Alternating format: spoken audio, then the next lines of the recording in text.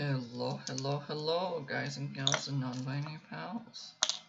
Welcome to the release date of the new Magic the Gathering set, March of the Machines. Instead of the normal Tower Defense Tuesday, we're gonna play Arena, open a bunch of the packs for March of the Machines, build a few decks, and hope it all goes well. Sorry about that. I am running a little bit behind because I got out of work late, so I've still got food I'm trying to eat, so I hope that that's not too distracting.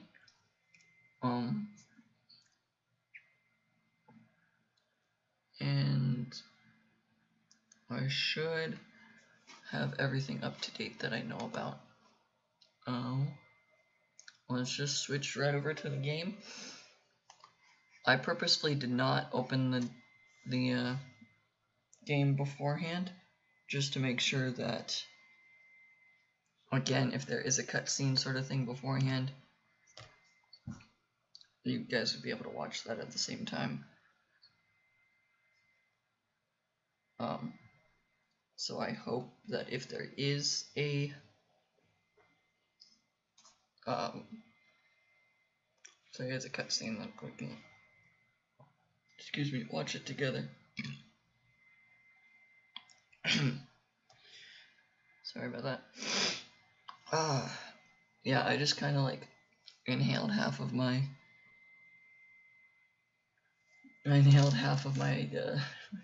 food to just try to quickly eat.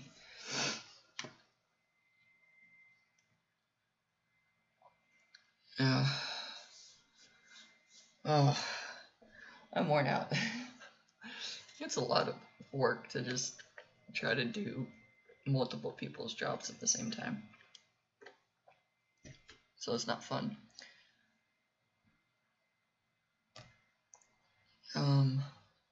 So I really like the storyline of March of the Machines,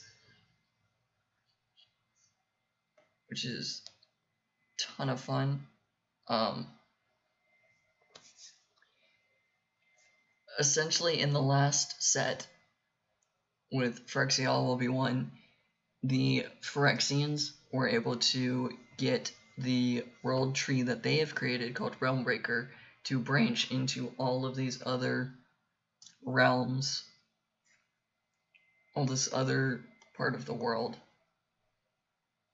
and other planes of existence. And in so doing, they took some of the planeswalkers that were trying to fight them and converted them to the Phyrexian side of things, and basically forced Phyrexianization upon people and other beings around the worlds. In March of the Machines, the different planes of existence are teaming up to fight off the Phyrexian threat, which is amazing, and it's great. And in each little world, they go through different sections of it, and you see people who are not normally like allies, like complete enemies to each other, are all getting together to go and fight this Phyrexian invasion. Like, in one of the scenes, you go to Kaldheim, where it's basically Norse mythology, where everyone's fighting constantly. Like, dwarves are against elves, or against dragons, or against humans, or like that sort of thing. Like, just constant war. In the Phyrexian invasion, all of those people realize that the only way that they can continue to fight each other in the future is if they deal with the Phyrexians now. And that's the sweet part of this, is that so many different realms and planes of existence end up teaming up with each other to be able to go fight this Phyrexian threat. That's what March of the Machines is. As the Phyrexians are running into the other worlds and trying to take over, the remaining planeswalkers go around and fight and try to protect the worlds. At the end of All Will Be One, Elspeth takes the Silex that they're using to try to blow up the Realm Breaker. She teleports away to the Blind Eternities, which is a place between the planes. Well, in March of the Machines, she has learned that she is, in fact, part of the angel race instead of a human. And she gets to come back at like the perfect time and try to put a stop to all of the Phyrexian Praetors, the leaders of Phyrexia. She comes in and tries to fight them off, and it's just so cool. And the part that I like the most is it follows Chandra, who's the red pyromancer girl. She's not my favorite planeswalker, like not my favorite female planeswalker, but she's definitely like up there, like top tier. The game works now.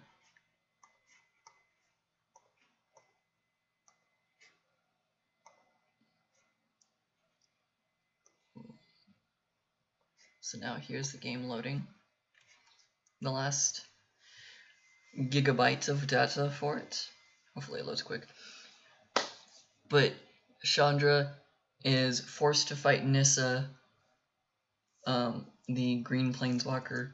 That's the planeswalker I like, actually. Like, the female planeswalker that's, like, #1 to me. #1 male planeswalker is Jace, and the #1 non-binary planeswalker is the only one that exists, which is Nico Eris. Yeah, they're great. Tangents. I'm great at explaining stuff.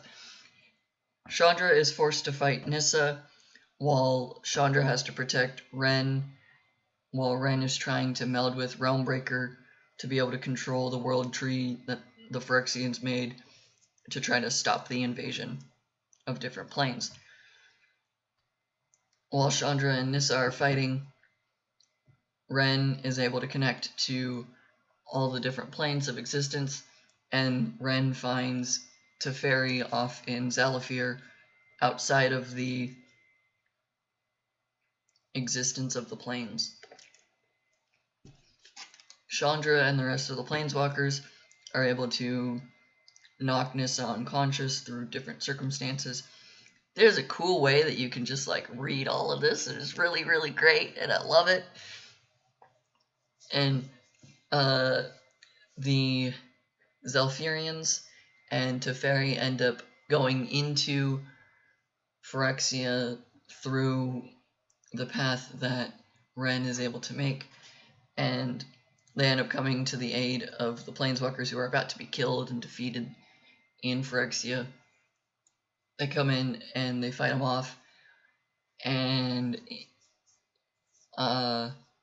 they figure out that the only reason that Zalfir has not aged at all, no time has passed, is because it's actually been outside of the planes.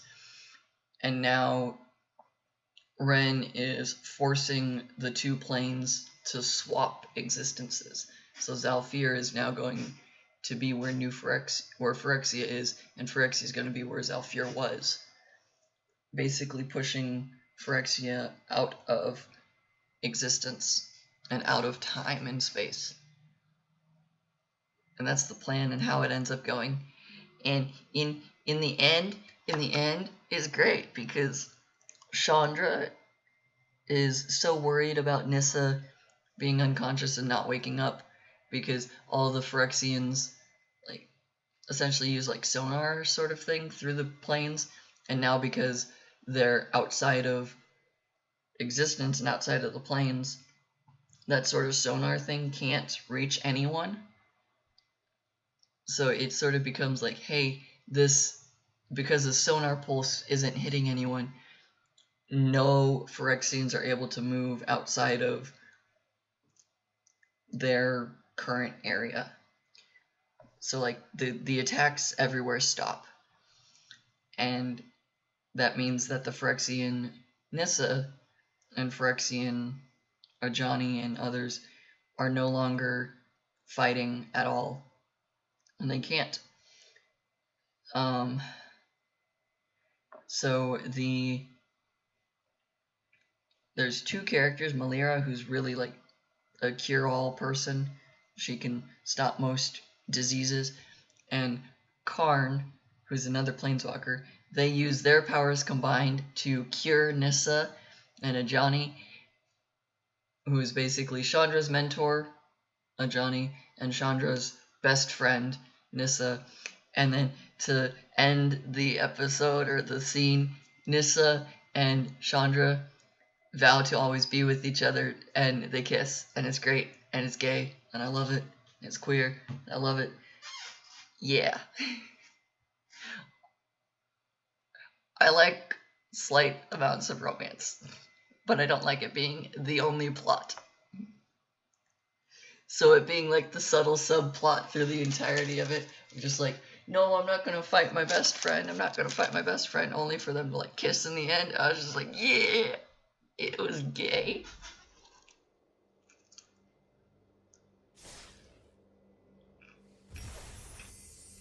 Uh-huh.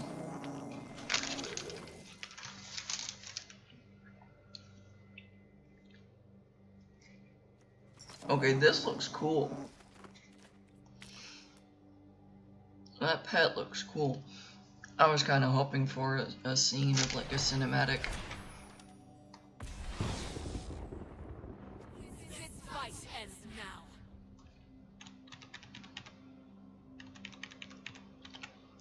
I don't know what that said. Time to light up the darkness. Okay, that sounded kind of cool. You may cast an instant sorcery spell, copy it.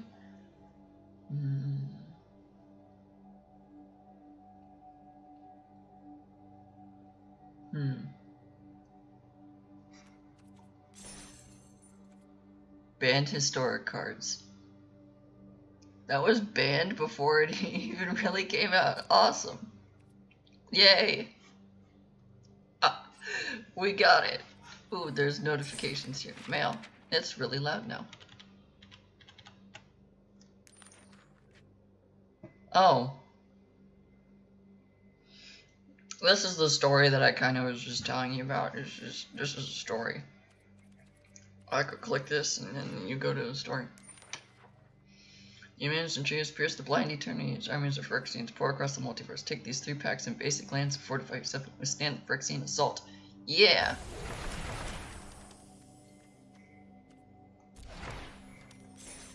Packs. Patch notes. Hey. Phyrexian threat. Cool. Anyways, in the store you can now buy packs.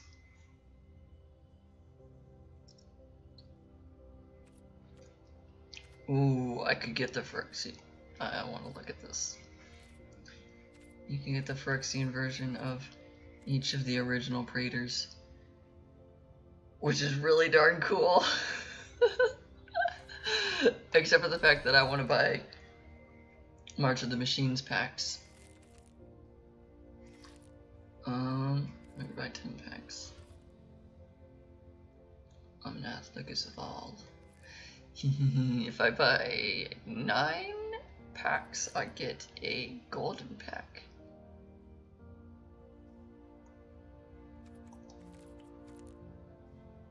Or I could buy that, yeah. You know what? We're gonna open these packs. I got 53 of them. Look at all the new cards, shockingly. Invade. Oh, yeah, there's also, there's new card types. Battles. Battle. Essentially, the easiest explanation I've figured out to be able to say is, other than reading this thing, essentially, this is a planeswalker you give to your opponent to be able to attack it yourself. and when it hits 0 loyalty, it transforms under your control.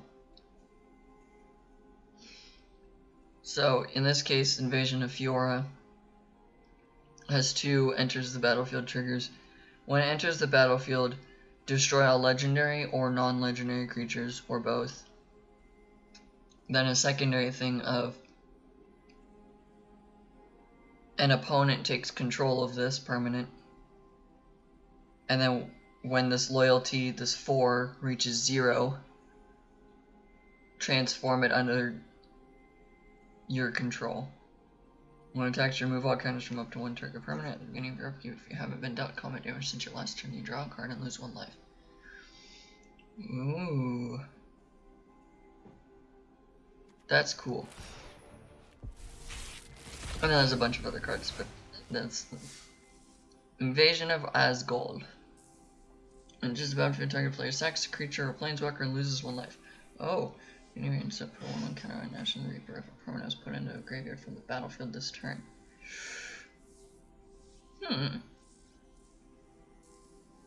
Sack a creature or planeswalker loses a life. That sounds interesting in Rakdos Sacrifice deck. Turn your opponent, you may choose a creature or battle card from where. If you do that, player discard the card. If you don't, incubate 3. Inga and Essica. Yeah, these are the 2 things coming together. So this is a Kaldheim god and a Kaldheim character to make a human god. Creatures you control have vigilance and tap, add 1 mana of any color. Spend this mana only to cast a creature spell. That's Essica's ability. And then Inga's ability is whenever you cast a creature spell of 3 or more mana from creatures spent to cast it, draw a card. So it's a combination of those 2 types of abilities into 1 for Inga and Essica. And then each of these lands is a different plane of existence being attacked in the artwork. I can't remember which one is which, but they're different planes.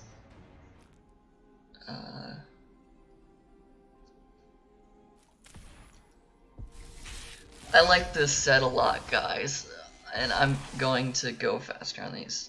Enters the battlefield, deals 3 damage to each creature and each planeswalker. Whenever you cast a spell, it deals 2 damage to each opponent. SRAM, Senior Edificer. Whenever you cast an aura, equipment, or vehicle spell, draw a card. This border is so cool. I love it. We're going to start opening 10 at a time. This is the cool thing. There's a planeswalker. Here's Elish Norn, a Phyrexian Praetor. These are now, you do some effect to exile it and flip it over as a saga. Incubate 2 5 times, then transform all incubator tokens you control. Creatures you control get +1/+1 and gain double strike until end of turn. Destroy all their permanents except for artifacts, lands, and Phyrexians. Exile the arch and then return it back. Whenever source opponent controls deals damage to you, a permanent you control that player's source. Okay. Here's another of the dinosaur vampire things. Invasions. Put a promo card from your hand on the battlefield. Oh, that's interesting. Yargol and Multani, Yargol and Multani. Sizen, Perverter of Truth. Quintoris, Loremaster. Sack a Spirit, choose target card, you test it. Interesting. I don't know what a lot of these cards do, because I have not really like read over the set or the cards in the set. I just know this looks cool. Hey, another Chandra. Brutaclad. Invasion of Gobakon? I don't know what plane that is. Enters the battlefield like a target. Beginning of your end step, put a 1 on each creature that attacks. Sacrifice of creatures you can draw in hexproof and indestructible. Yeah, me like mumbly reading is not actually helping me comprehend it, but it still sounds cool. Incubate 3x times. Transform target incubator token you control. Interesting. So if you want to go full on incubator tokens, this guy is pretty good. Create a bunch of white and blue night creature tokens with vigilance. Oh, and then it becomes Teferi. Invasion of New Phyrexia. Oh, I didn't even realize that. Draw 2, discard 2, unless you discard a creature emblem with knights you control, get +1/+1, have Horde 1. Tap X, untap creatures you control. When you do, shuffle target non-land permanent and opponent controls with mana value X or less into its owner's library. That's a weird Teferi. Interesting.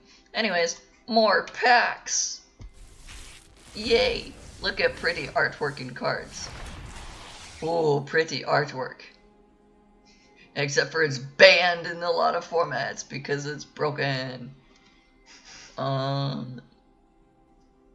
Nothing else seems to be... Oh, here's an invasion. Create 2 1/1 blue Kraken creature tokens with trample. Non-creature spells you cast have Convoke at the beginning of your end step. Untap up to 4 target creatures. Kaitis, Sea Tyrant of Segovia. Oh, that's right. This is one of the places that's like really small, I think. Because that's the image on it is a foot of a Phyrexian. This is the Phyrexian's foot. There's another one that's like super duper small. Getting a lot of the mythic rare wild cards.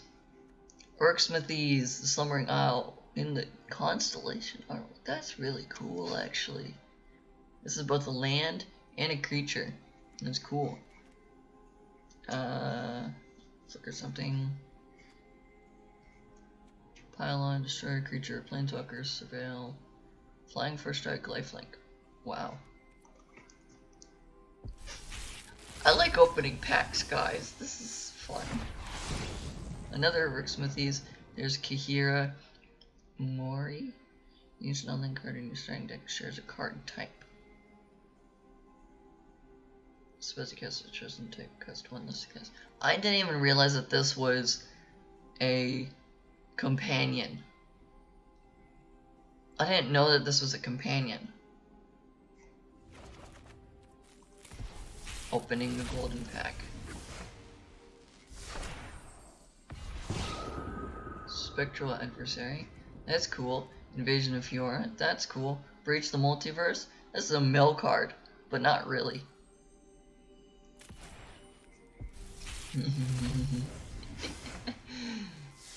Invasion of Theros. Search your library for an aura, god, or demigod. Reveal, put in your hand, and shuffle. Nefara or Sheltering. Lifelink and indestructible as long as you control at least 3 other enchantments. Whenever another enchantment enters the battlefield, you control, draw a card. Interesting. Invasion of Theros. I like this. It's the debate of would I ever put it into my god tribal deck. Maybe. It's another way to find a god, I guess. Ozolith, the Shattered Spire. Awake in the Woods. Hey, I didn't need to craft that card from forever ago. Just waited for this one. There's another Archangel Elspeth. Falco Spara. Cool. Invasion of Segovia, that was that one. Awesome. One more card in a Halo Fountain, that's a win con. Vorinclex. Enters the battlefield, search your library for 2 forests, and then you can flip it over for 8 mana. Mill 10, put up to 2 creature cards from among the milled cards on the battlefield. Distribute 7+1/+1 counters. Creatures you control 1 mana. This creature fights to a creature you don't control. That's nice. Thousand Face Shadow. Oh, the Ninja's Master. Yay, guys, this is fun.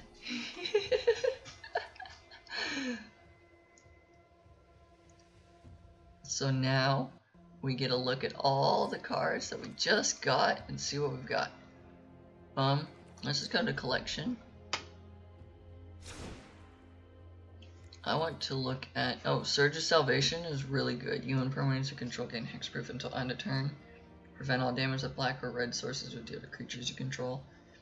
That's a really good, like, save something on your side.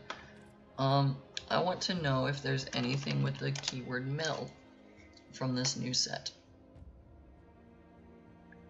because I did not pay attention to that. Enters the battlefield, each player mills 2. Oh, and let's search it by. I don't have it. Not collected from March of the Machine with the keyword mill.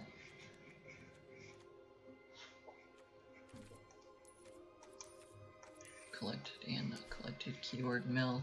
That's everything. Shieldred's the only one. Enters the battlefield, each opponent attacks a non-creature, non-token creature or planeswalker.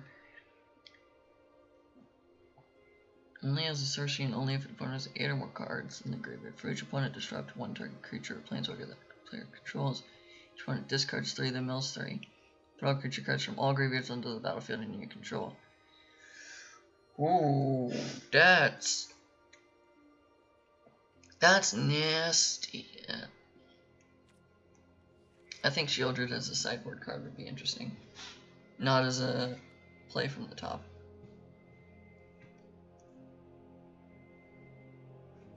Invasion of Amon Cat. Each player mills 3, then each opponent discards a card. You draw a card. Copy of any creature card in your graveyard. That's not bad. Target opponent mills 3, put a land card from the graveyard onto the battlefield tapped under your control. If this land would leave the battlefield, exile and sacrifice it, search your library for any number of Praetor cards, put them onto the battlefield, then shuffle. Put them onto the battlefield. Oh. 10 mana. Get all your Praetors into the play. Hey, there's a Praetor there.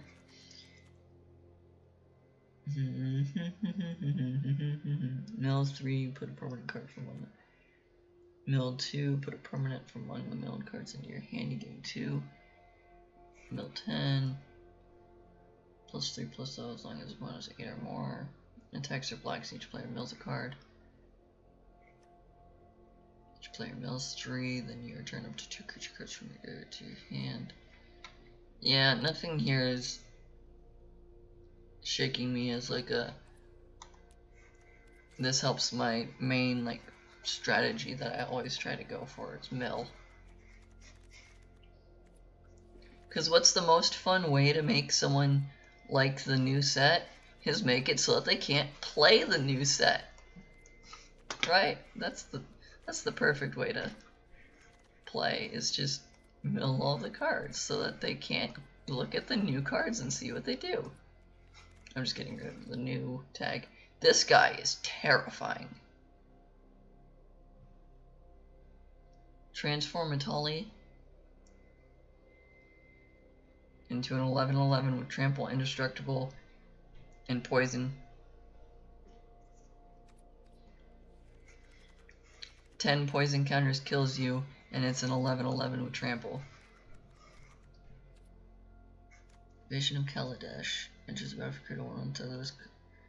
Thullerless? Thought. I can read, but I cannot read quickly, apparently. Whenever cast a spell that is convoke, deals with damage to each opponent in each battle they protect. That's not bad. Not bad at all. Sacrifice an artifact or creature. When you do, exile target artifact or creature an opponent controls. Ooh, Holy Frazzle Cannon. I love that. That's a great name. I'm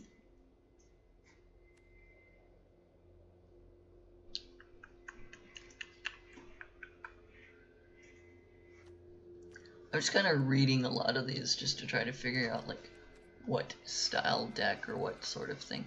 Because like this easily slots into a Rective Sacrifice that I've already got. Second another creature or artifact, put a 1 counter on it and draw a card, but only as a sorcery. That kind of slots in. It's a little slower, but it's also pretty good.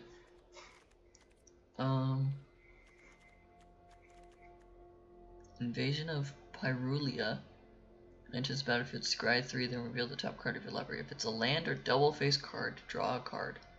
Other transform permanents you control, trample, and ward 2. That's interesting. Invasion of Moag puts a 1 counter on each creature you control.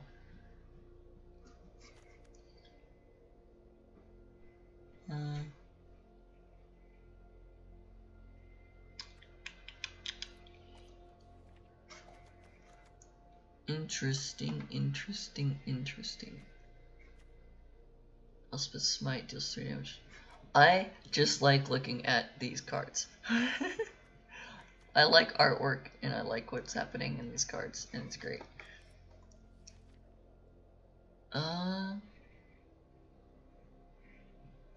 Invasion of Kamigawa. Tap target artifact or creature an opponent controls to put a stun counter and deals combat damage to a player battle. Draw a card. Invasion of Arcavios. Search your labor, graveyard, and or outside the game for an instant or sorcery you own. Reveal it, put it in your hand.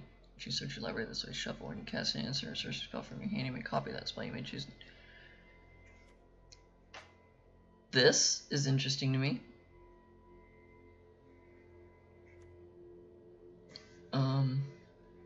Search your library, graveyard, and or outside the game for an instant or sorcery card you own. Reveal it, put it into your hand, and shuffle your library.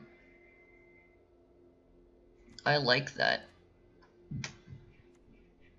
Enters the battlefield at the top 4, put one of them into your hand, the rest on the bottom of your library.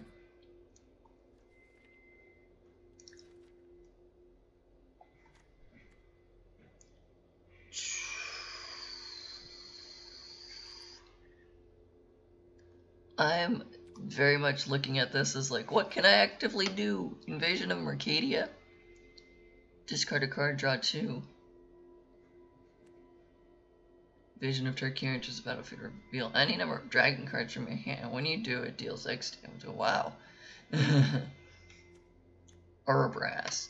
When you cast an instant or sorcery spell, it deals 1 damage to target opponent. Add red. Flip it over, but only as a sorcery, and only if you cast 3 or more instant or sorceries this turn. Deal 3 damage to target opponent. Each creature that control creates 3 treasures. Until end of turn, you may cast instant or sorcery spells from any graveyard. If a spell cast this way, you put it into a graveyard, exile it instead.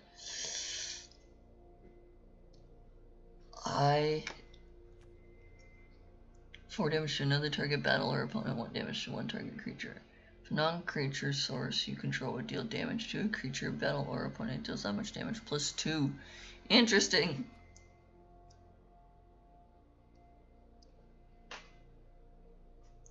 I like these cards, guys. I really like these cards. This is cool, and I wanna build it. You cast the first instant or sorcery spell. You cast a spell with lesser mana value and shares a card type from your hand without paying its mana cost. If you don't, create first mate Ragavan, legendary 2/1 red monkey pirate creature token and gains haste. That doesn't seem like a good payoff. Tolvada. Return non-battle permanent card from your graveyard to the battlefield. Creature tokens you control +1/+0 and have lifelink at the beginning of your end. This is the perfect card as a finisher to the one deck that I have. Sorry, I'm talking too fast. Breathe. Invasion of Tolvada is a really good card for the deck that I run that is a token deck. This would be a good inclusion. I'm no longer talking fast to make this make sense. I'm gonna craft one of these so that I remind myself of that.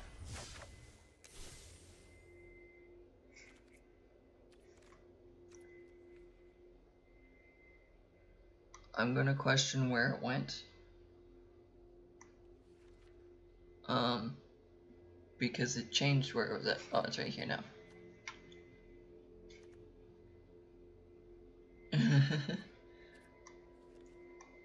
I'm also gonna craft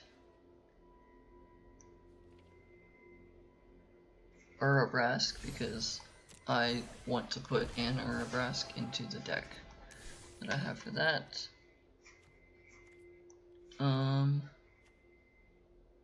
No.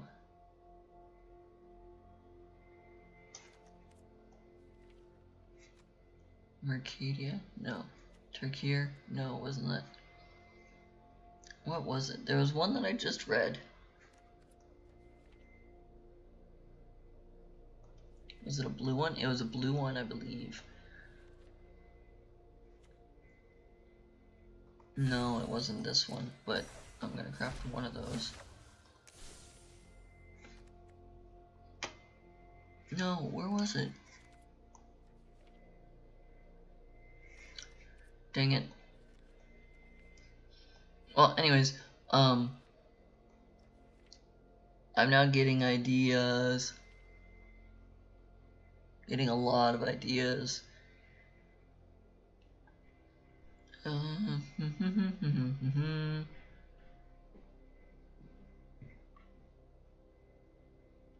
What's this do on the backside? Triple Ward 2 prowess press. It has double prowess? Phyrexian Jackal, that's cool. Phyrexian Devil, when it dies, each opponent selects an artifact or creature. That's not bad.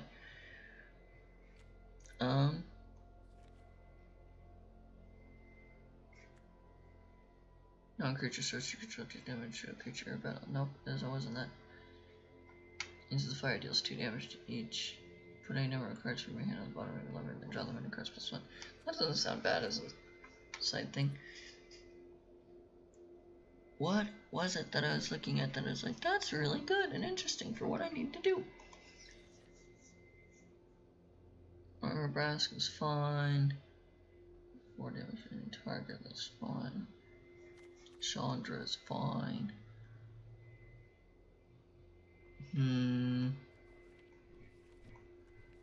I lost what I was thinking about. My trail of thought has gone everywhere.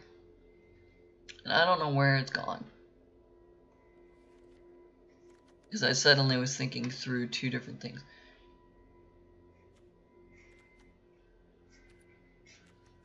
Kaladesh was not the thing I was thinking of. Because seeing this immediately made my brain go from, I'm looking for this card, to, hey, something else entirely.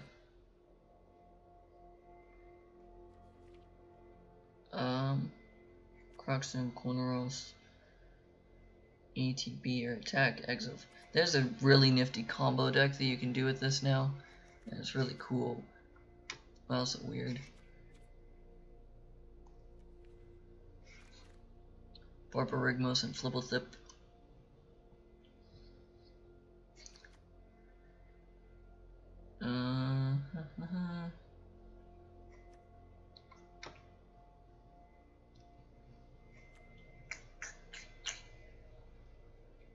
No.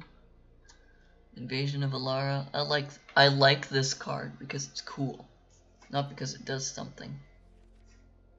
Invasion of Ravnica.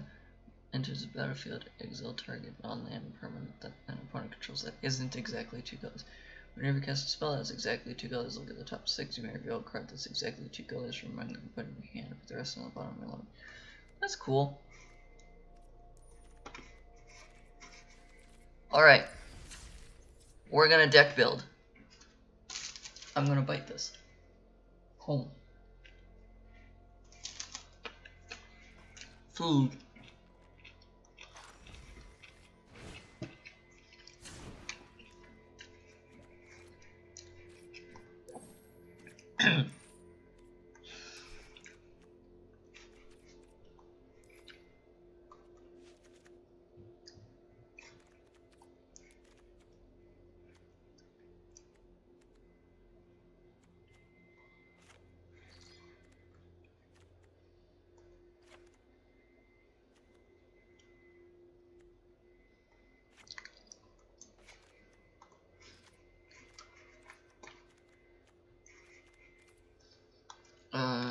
Sword of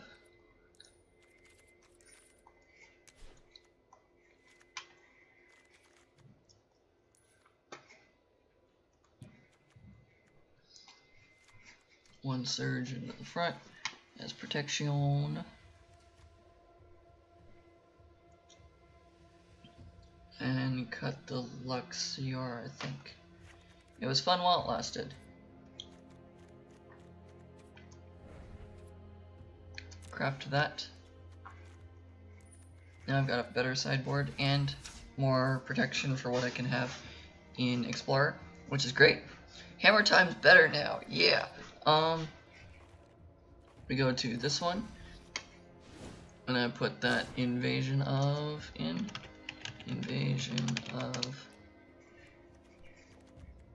is blue. No, it is this one. The Broken Sky creature tokens you control +1/+1 lifelink.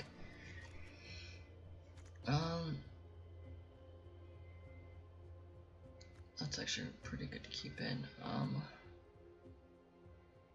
Let's go down.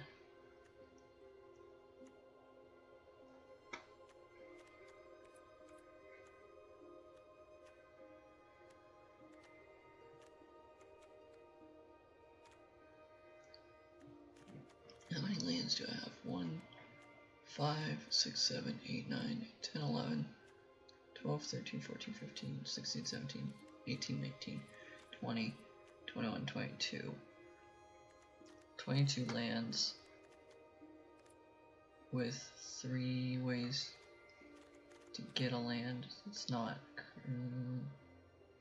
Let's go down and plumb the Forbidden. Make that a cool one. Sideboard cards. I don't care about sideboard in this deck, because I only ever do best of ones. Rakdos Sacrifice. There's that invasion.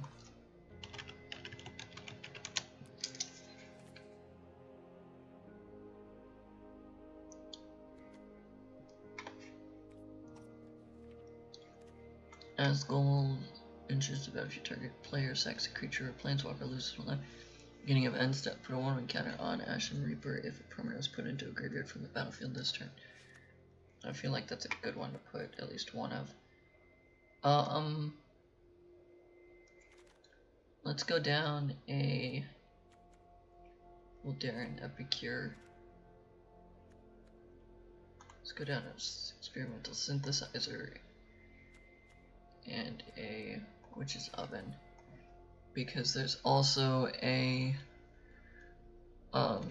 sacrifice a creature, draw 2. There's a new Corrupted Conviction. So now you got Village Rites, which is additional cost, sack a creature, draw 2. Now there's Corrupted Conviction of additional cost, sack a creature, draw 2 for 1 mana.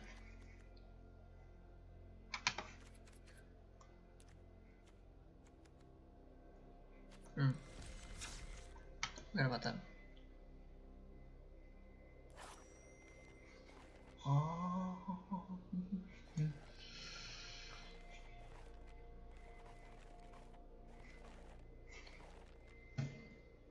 Where is it? Storm. This one. There's a lot of cards I want to add to this. Okay. Let's go March of the Machine. Collected and not collected. Because let's transform X to the top card. No.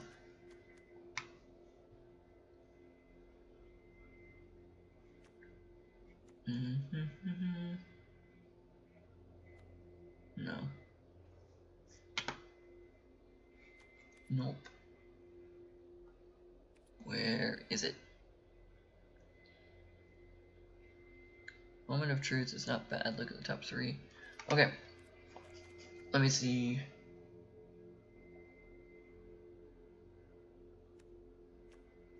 Actually, in place of Anticipate, maybe Moment of Truth would be better. They both look at the top 3.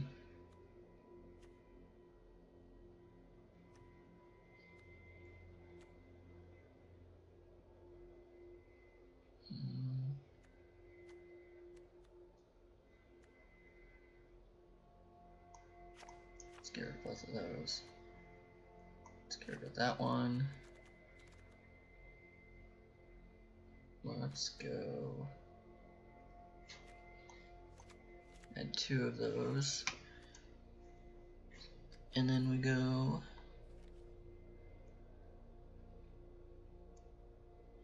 Invasion of Rin, draw 3, discard a card. Sacrifice that copy target spell you control. You can choose new targets for the copy. Well, it doesn't seem bad. I'm not really able to attack it though. I'm gonna have to rely on hitting it with a bunch of damage more than anything.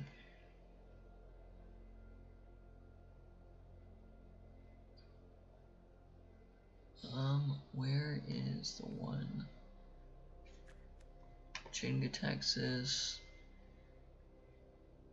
draw cards equals the number of cards in your hand. You have no maximum hand size for as long as you control it. Turn all non-Phyrexian creatures to his hand and cast any number of spells from your hand without paying their mana cost. Seemed good. Search your library, graveyard, and or outside the game. That gives me a second instance of Wish, which gets me to another win con card if I need it. Excuse me. We're gonna go until the end. So you play cards. Discard a land, deals 2 damage. To each creature and each planeswalker. That doesn't work. I'm just kind of trying to think out loud.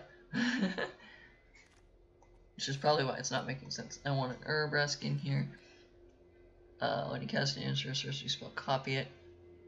But only once.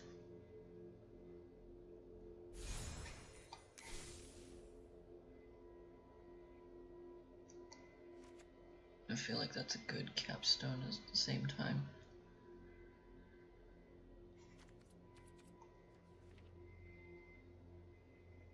Invasion of Kaladesh does not do what I want it to. And Swiftwater Cliffs is already fine. There's nothing else back here that I want to branch into another way.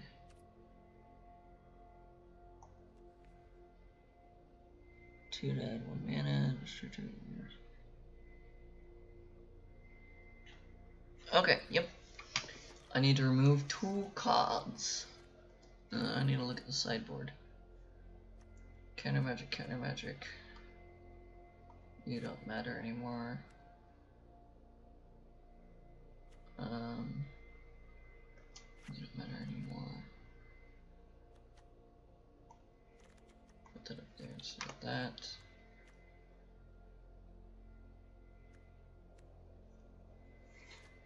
If I can pull something from my sideboard that easily,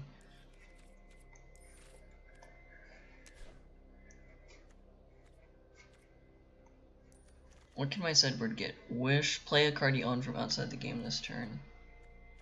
Invasion, library, graveyard, and or outside the game for an instant or sorcery card you own.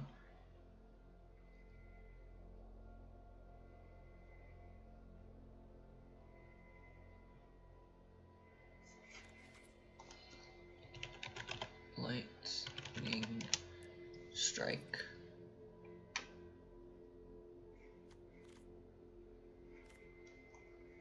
We'll put that on the sideboard.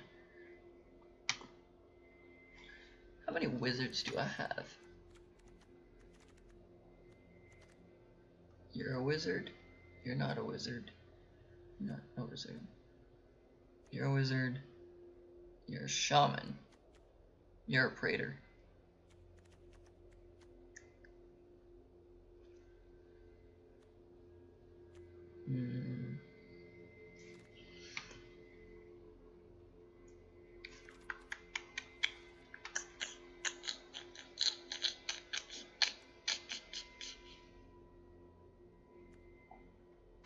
Choose target, discard 3, reveal the top card, deals damage with the top card's main effect. 3 damage to target player, 1 damage to each creature that player controls. That's not bad, it's not good.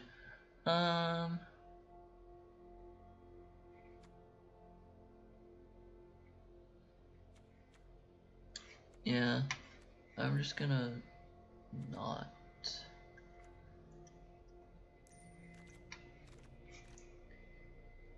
Let's see, in the sideboard, I'll go type instant or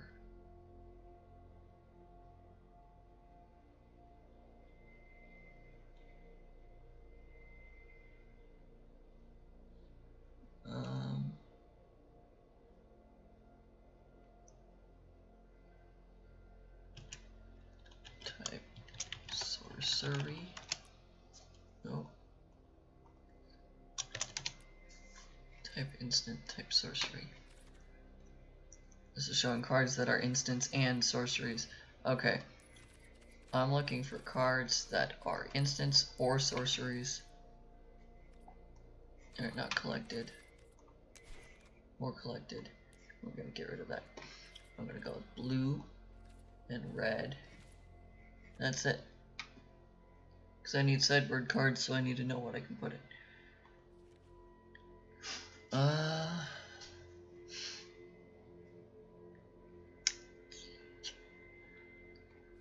Let's see.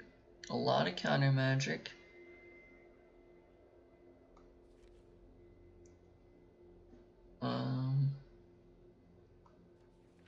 A lot of ways. Interesting.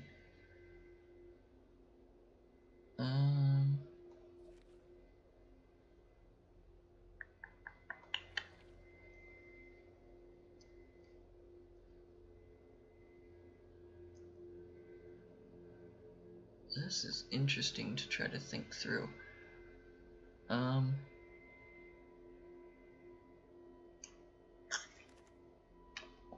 The top three put one in the hand or something. As long as you control a giant.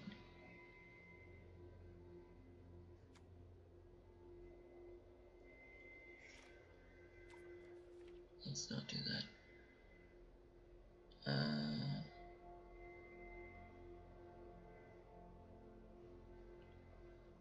I am not following this. Actually, Lazatep plating. Beyond permanence, you control gain hexproof. Yeah, that's a good sideboard card. Okay. Get rid of something here.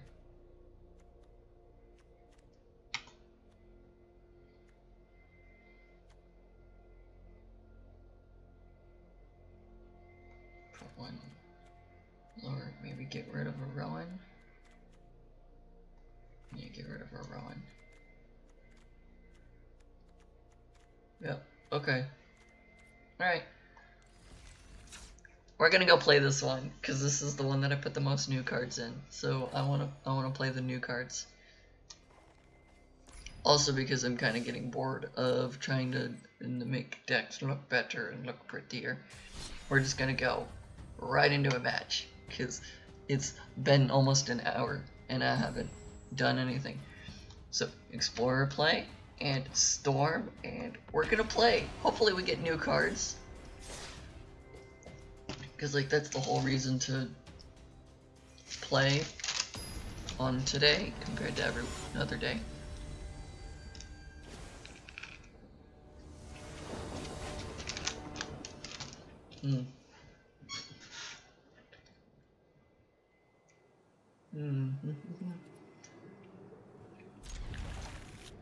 I'll keep that.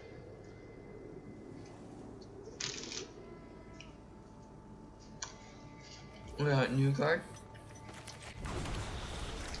We got WinCon.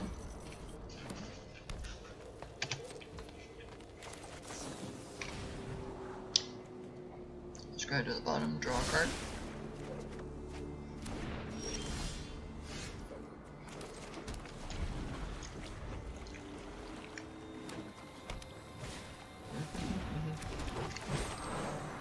Well, they're playing energy stuff. Can we play the island and pass? Yeah. Well, not turn on for space.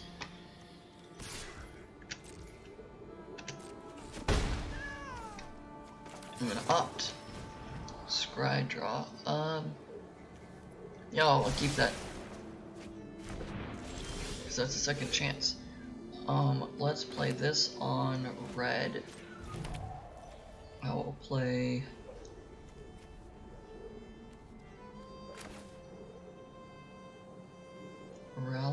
first, I think. No, let's play Stormkiller Artist first, because then I can play Ottawaras for as land number 5, play Anticipate.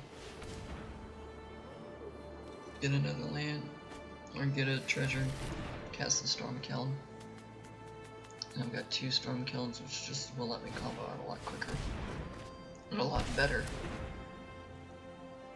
What are they spending all of this energy on? I am terrified.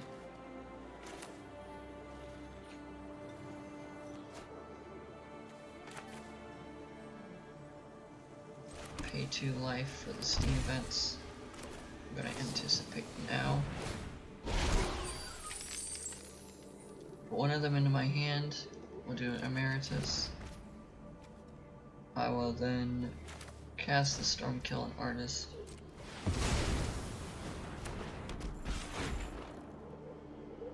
But not attack.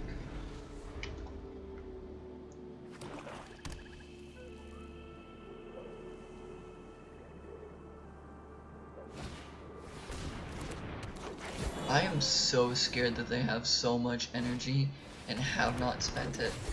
Oh no, that's 15 energy. What are they doing with it? I'm not gonna block that.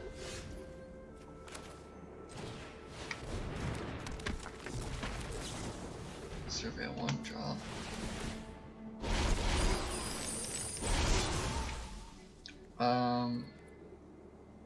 I would rather have that than the island. I'm gonna play that as my land for turn. I'm still not gonna attack. I'll pass. I'd rather have a dual color land than just a single color land. What does this do? Pay 6, look at the top 6, cast a spell from among them without paying this mana cost.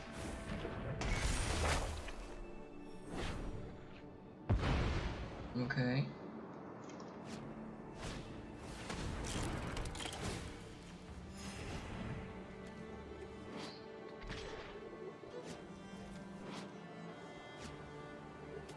Not blocking that. Play an island.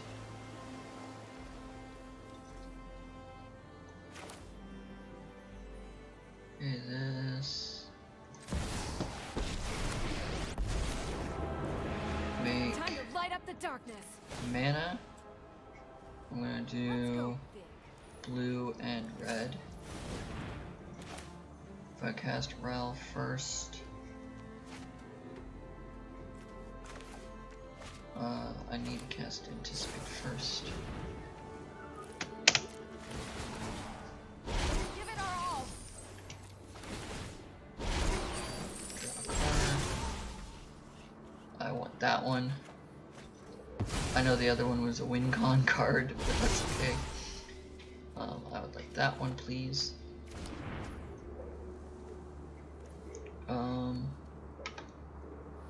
Deals 1 damage to target opponent. And a red.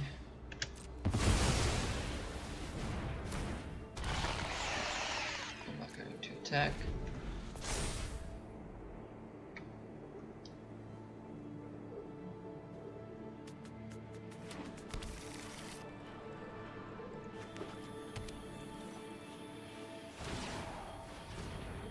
Alright.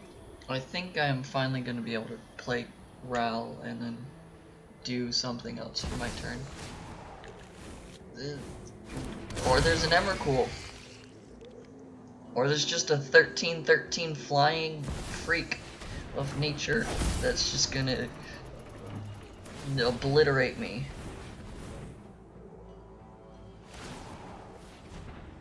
Emrakul takes control of my turn. I do get another turn after that, so let's see how they attempt to screw me over.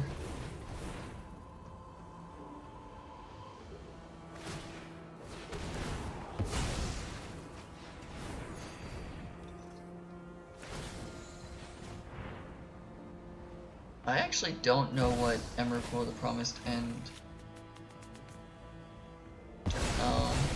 Fire or Brask. Well, that screws me a little bit. I'm gonna take 6.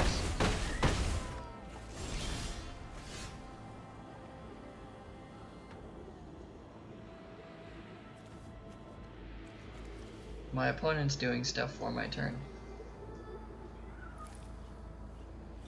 This is the weirdest overlay I think I've had. They're casting Wish.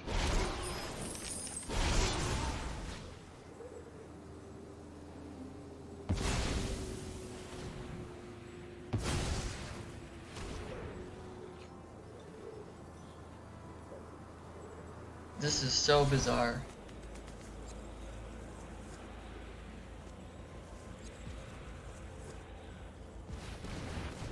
Having me bounce my own creature. Yep, that makes sense.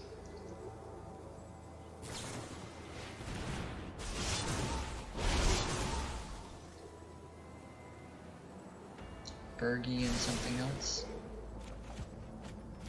Okay.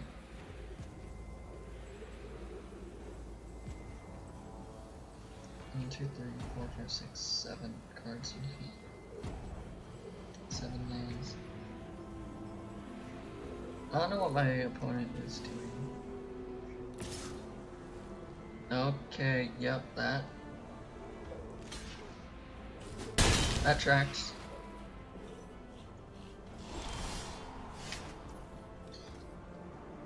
Alrighty.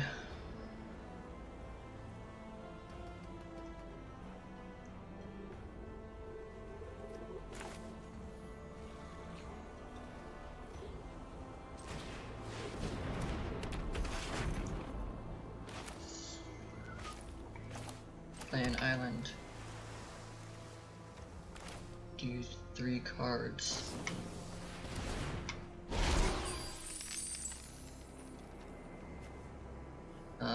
Put one of these cards into my hand. Put one in my graveyard, an island. Put the other on the bottom of my library.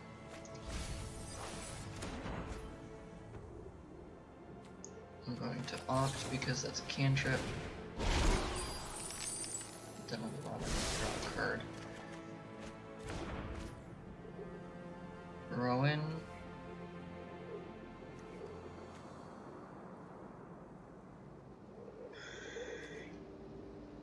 Rowan sadly does not net me any mana.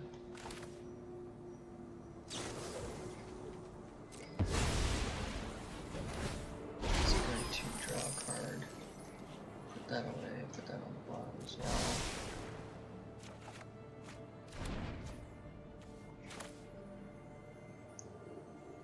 Here's the Goblin Electromancer I've been looking for. Yep. I'm just gonna... no.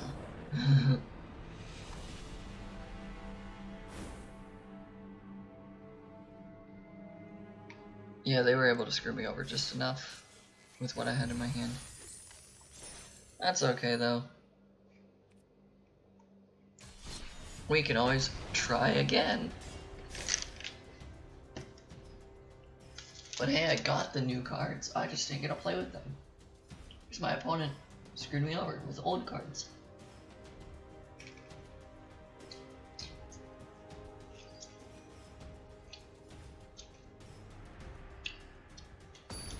I want to play with new cards. They didn't want to let me play with new cards.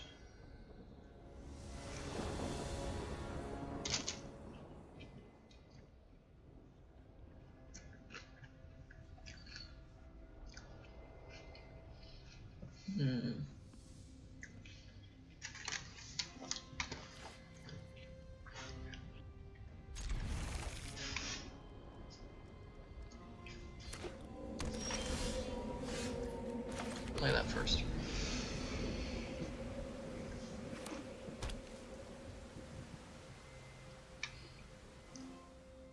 I'm gonna need to scry into some lands. Activate a ghost ability, put a counter on it. We'll go blue because most of my hand is blue. Electromancer. Now I can cast 2 of my spells in a turn. I'm not blocking.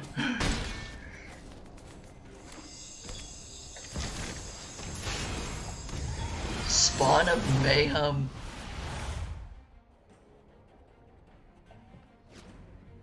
Font of Mayhem just sounds terrifying. Cool, but terrifying. Put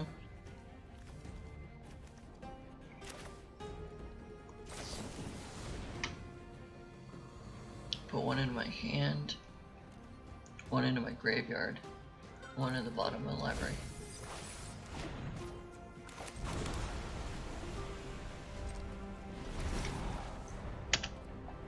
Deal 1 damage to each player.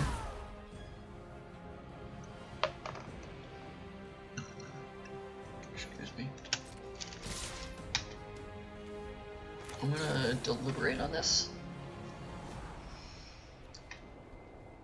That would have been nice last turn. 4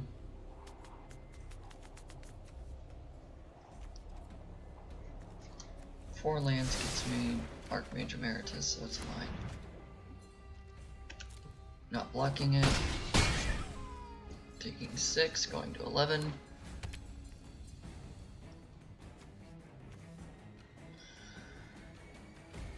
I'm confused with... Man, if I 2 or less than all other creatures. Oh.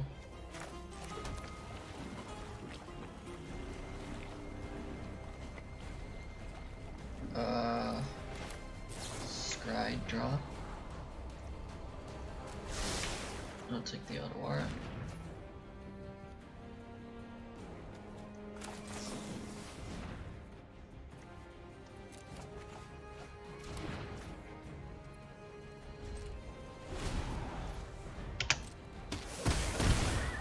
Ouchie.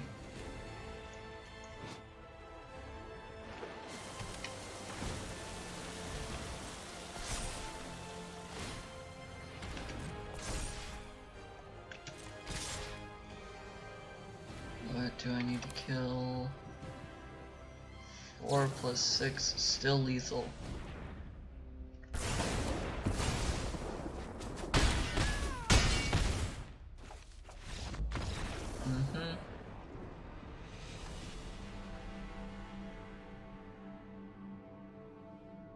I didn't get to play anything that game. At least the other one, the opponent let me play stuff. It took control of my turn to play stuff, but they let me play stuff. That one did not. That's okay though. We're having fun. This is mostly an older deck, at least, so there's not too much. It's a weird storm deck. I brewed myself. Basically, I hope that I can win with this at least once to show what it's supposed to do. This is an okay hand.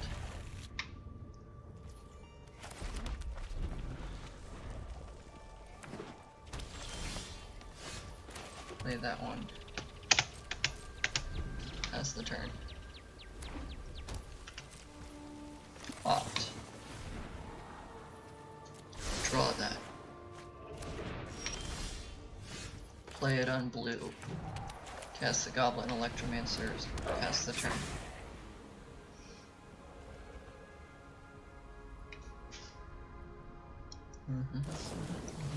Oh gosh.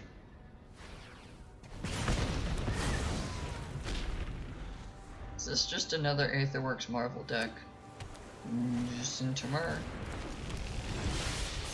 What? Whenever you cast an instant sorcery spell, you get 2. Pay 5. It deals 3 damage to any target. Interesting. I don't like that.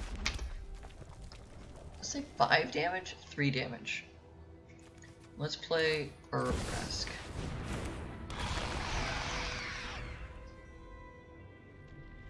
I got a 4/4 first strike.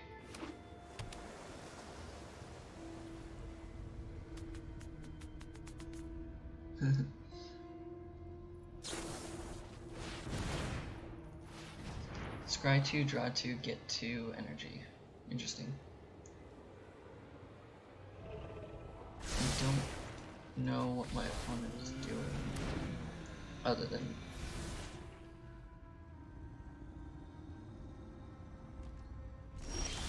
doing that.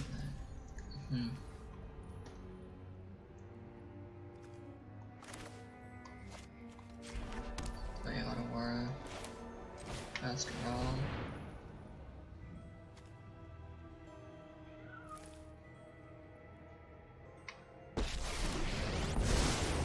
I never back down from a challenge. This ought to be good. I don't need to shock right now. That's locked. Damage, get red. Damage. Scry one, draw a card.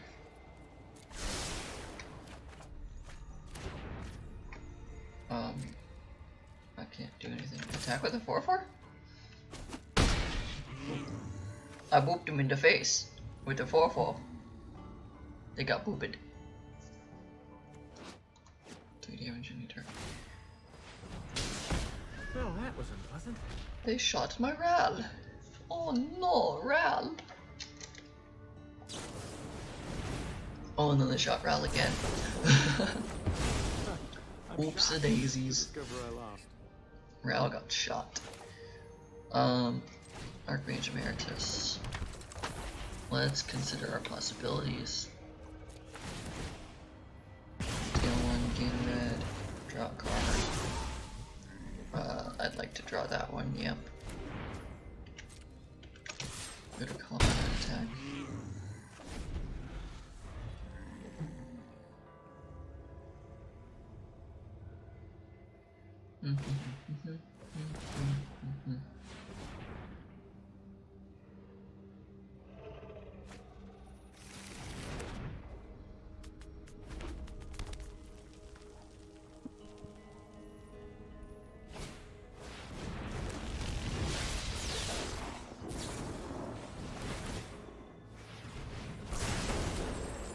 Okay, I see where this is going. They're now killing off my board. Bye, Urbrask. I never got to use you anyways. Bye, Emeritus. I only got to use you once. Pay 2 life to put down 1,000-year storm.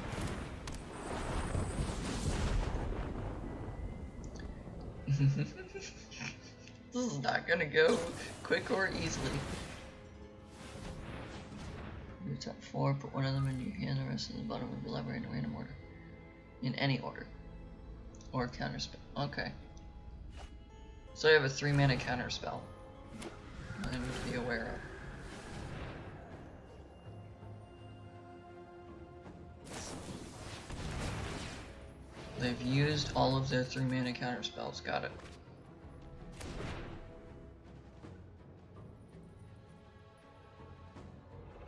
This is interesting. I'm gonna play another 1,000-year storm first.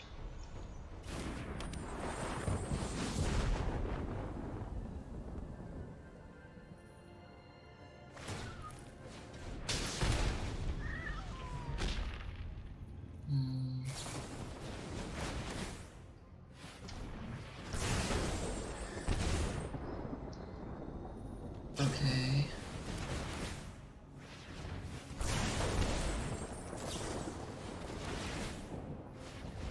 They've got 6 damage on their board.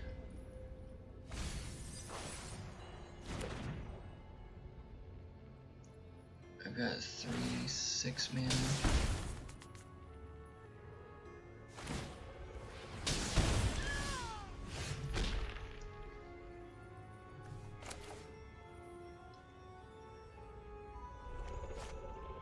How do I gain mana off of this though?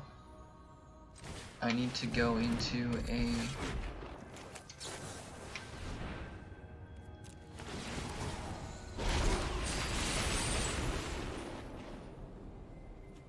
Bergie.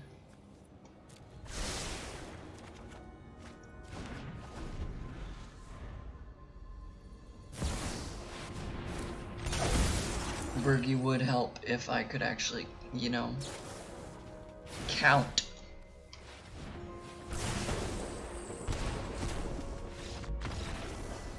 Yeah.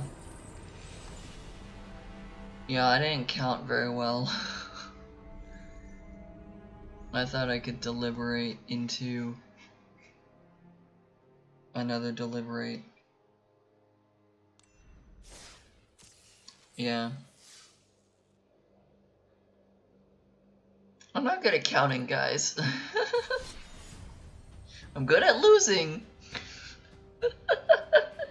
But I'm not good at counting. Whoops. Alright, let's try a different deck. Put that one card into Rakdos Sacrifice, put one card into Hammer Time. Those are the only two decks that I changed today. So let's play Hammer Time and hope that it works better. I'm gonna go explore ranked Hammer Time play, because I want to play ranked with Hammer Time.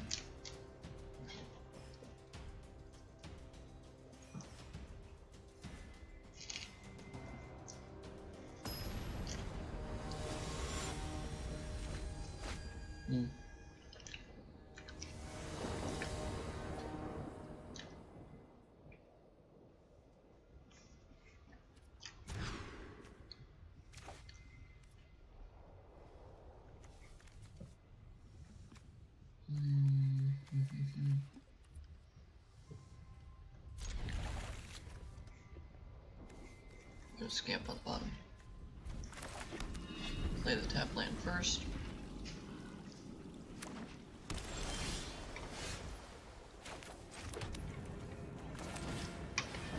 Play Fighter class, search for an equipment. I want the Colossus Hammer.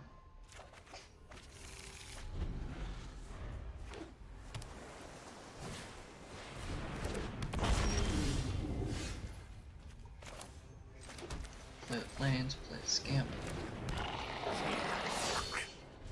Pass the turn.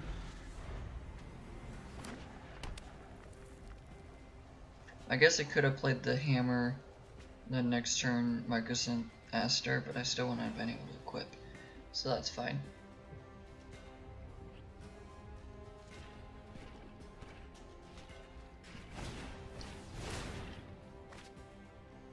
It's +1/+1 for each enchantment you control, is that what that said?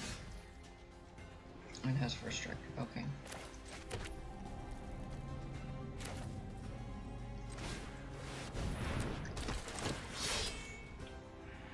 Top 7 cards is just a bunch of lands. Okay.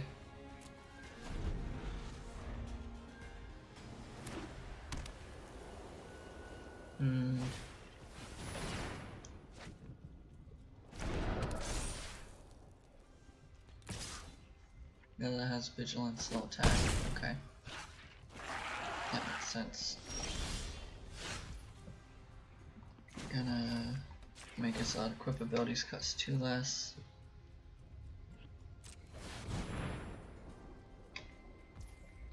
Then we cast the Colossus Hammer. So Aster says that all my equipment have equipped for 1. Fighter class says that they cost 2 less to equip. So basically with these two permanents on the field, it is pay 0 to equip. Colossus Hammer's downside is that it pays 8 to equip normally.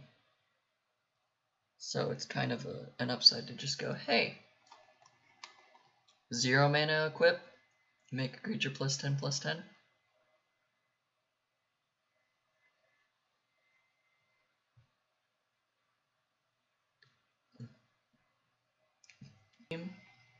Or my computer crashed. One of the two.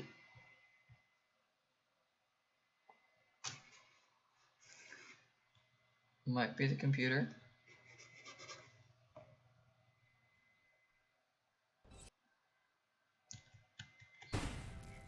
Okay. So this one and this one together.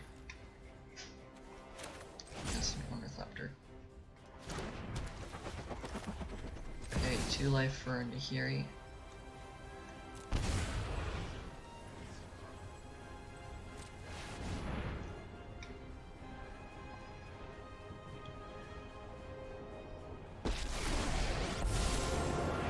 Attempt to cast the Colossus Hammer. Oh. Equip the Scamp.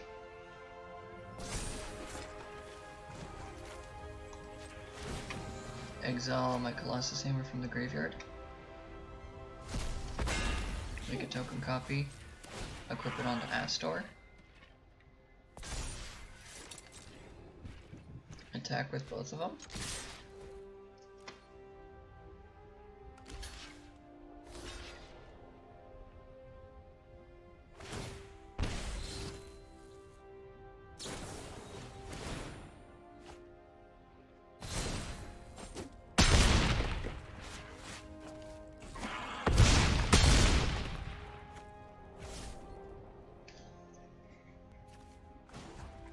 That onto the Ornithopter.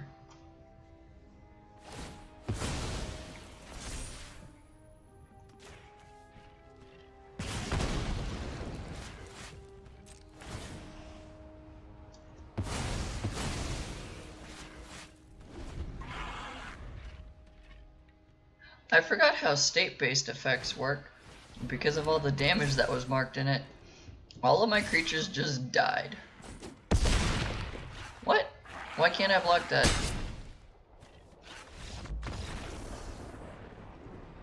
Why was I not able to block that?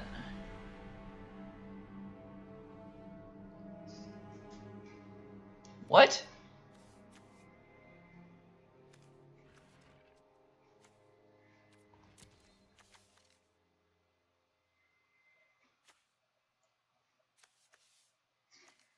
Why can I not block it?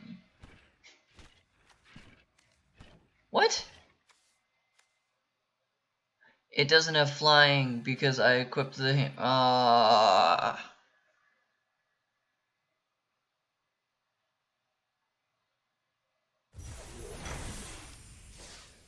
forget how the hammer works all the frickin' time. And I try to play this deck.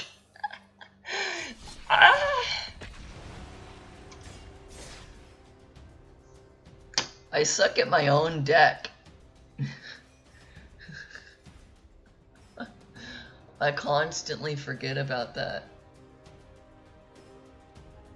Dang.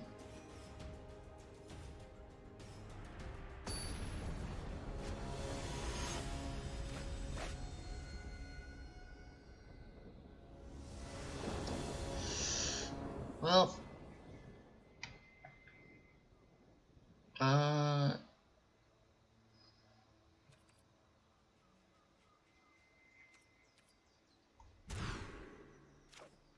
here's a new card. This is good. I put the Hiri on the bottom. As much as I don't want to. How do I do this? Because this is a tapped land.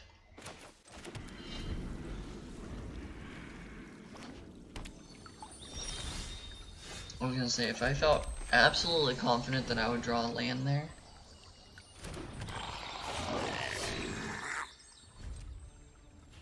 I've got Surge of Salvation to protect my creature.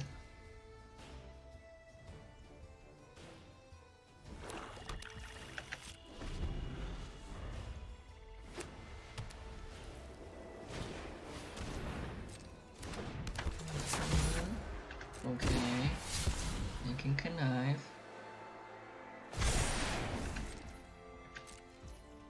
I'll take my turn.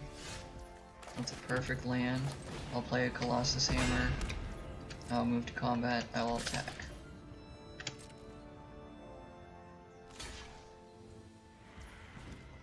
I will Resolute Strike, targeting my creature. Attaching equipment.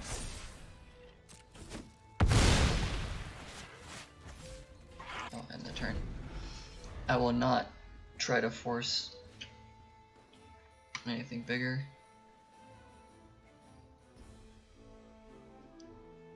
Right now I have an 11/11, and if they can't remove it,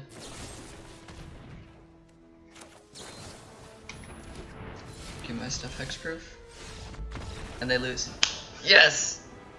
This deck works, guys! Look, it works! I totally didn't lose the last one. It works! And the new card, Surge of Salvation, Surge of whatever, it worked. It kept my creature alive. I just realized how much of the gold I have, and I immediately was just like, ooh, I can do the thing that I thought of. 10 mythic packs. Yeah, give me all the mythic rares. And I got one of those. That's kind of cool too. Whatever. Mastery Pass. I don't even know what the like card artworks and things are. Oh. Multani, Dahlia, Jiren, Hazaret, Zimonantine. What are the capstone thingies? Alishnorn, Jingataxis, Shieldred, Urabrask, and Vorinclex, Natali, Card Sleeve, Vision of Kaldheim, Vision of Arcadia, Furnaces, Vision of Eldraine, Yara, Rona, Heliod, Segovia, Kamigawa, Theros, Dominaria,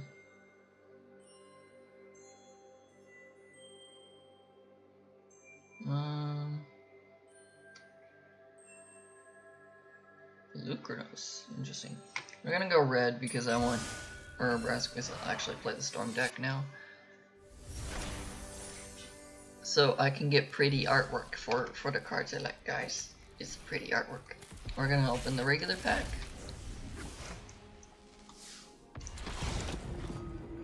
Kenrith, the Returned King. Oh, this artwork. This artwork looks so pretty. Wow. That artwork looks so darn pretty. I got an Invasion of Innistrad. Flash enters the battlefield, target creature an opponent controls gets -13/-13. When Deluge of the Dead enters, create 2/2/2 black zombie creature tokens. Exile target card from the graveyard. If it was a creature, create a 2/2 black zombie creature. Interesting. 10 mythic rare packs. They're guaranteed to have a mythic here. Oh my gosh, these things look so cool! Invasion of Ravnica. There's a mythic.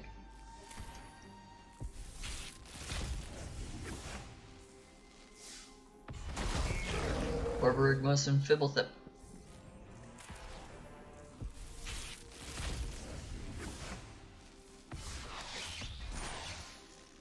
Aw, that was a lie. I thought mythic packs were supposed to give you a mythic. Urabrask the Hidden. That's a different Praetor. Okay, that's at least a mythic card. It's just about to pay X when you damage. Cast target instant or sorcery card with mana value X from a graveyard with a paying its mana cost of the spell, put it into a graveyard exile instead. Oh! Cast target instant or sorcery card with mana value X from a graveyard without paying its mana cost.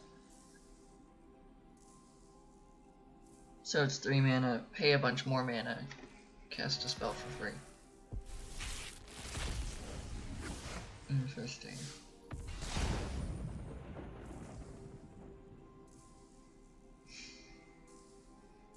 The regret of just crafting this a little bit ago.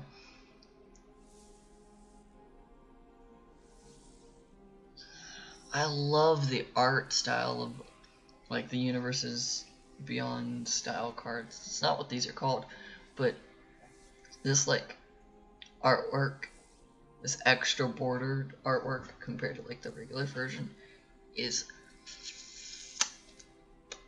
perfect. This is the last sword of the Sword of Blank and Blank cycle. This is the 10th one. It gives protection blue and black. All the others give protection color and color. And then do some other effect when they hit the opponent. There's Roundbreaker. It's nice.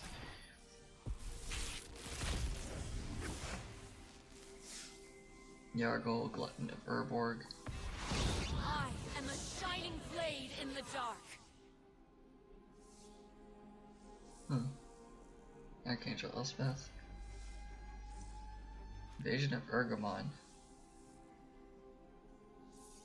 Enters the battlefield, create a treasure token. You can discard a card if you do draw a card. Mention go Cliff Charger enters the battlefield. You may discard a card if you do search your library for a land or a battle card you'll put in your hand and shuffle. Interesting. Huh.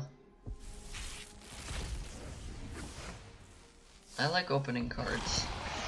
As Jin Gitaxis. That's cool.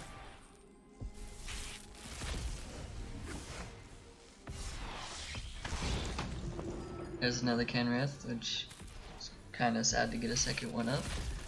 That's so cool. And Shieldred. Brianna Shield. Oh, that's nice. You get Shieldred, and I got Shieldred's Faithful right next to each other. That's cool. I like that. That's not guaranteed to happen, of course, but that was cool. This land cycle, the swamp. Oh, that's so beautiful. I love this here. I love this art of a swamp. It's amazing.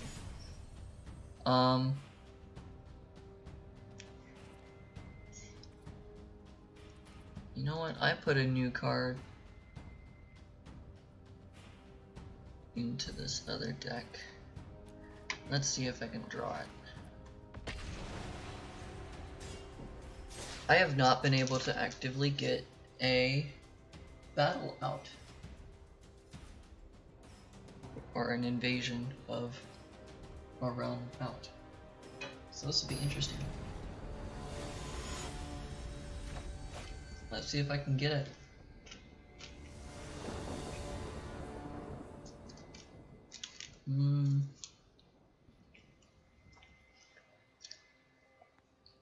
So far I have not.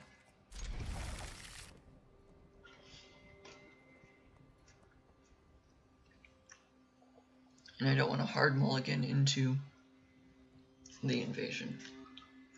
Especially because this hand is actually pretty decent.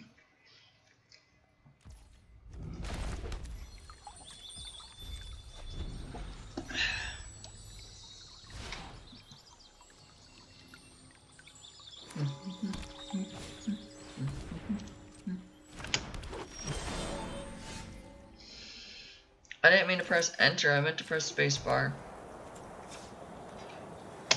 Whatever. I meant to skip that interaction, not the entirety of the turn.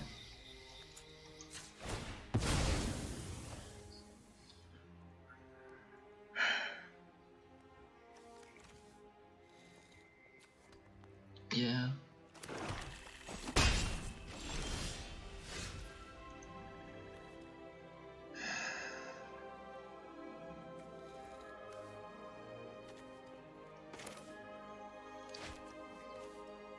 Let's make this so that they can think about whether they want to attack or block or anything when I am threatening them with a toxic creature. I feel like they are a combo deck.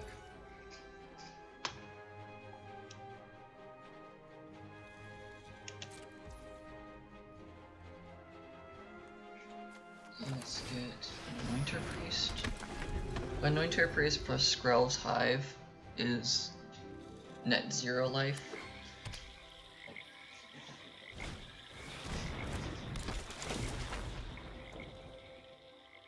What artifact are they getting? Okay. Yeah, they're the combo deck.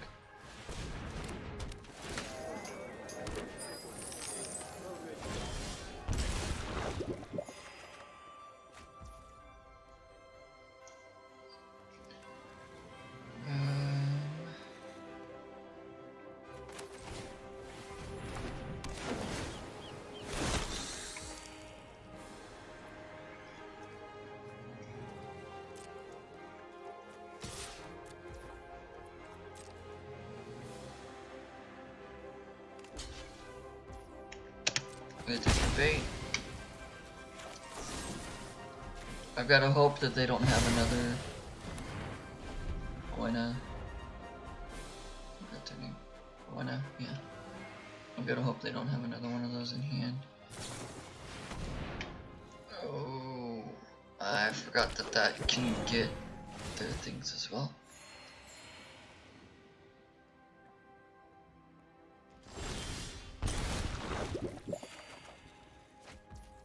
Select a trap ball, that's 3. Attack with 3 creatures to transform it.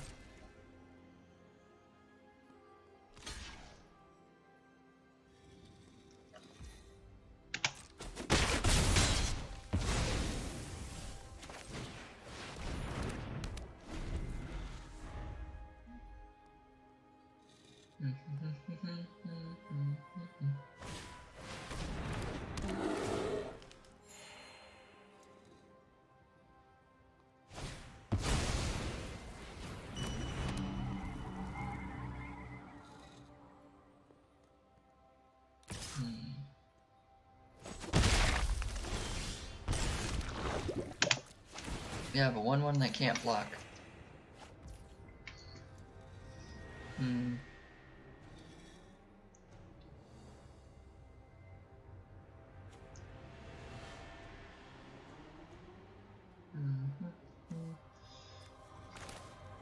Let's do the Bastion for moments.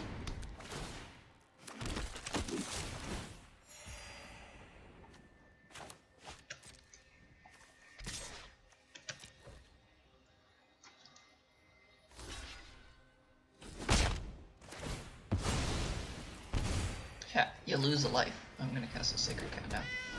Yeah, I tricked them, totally. These mites will poison them, so I've only got to get them to... Oh, yep, here's their combo. I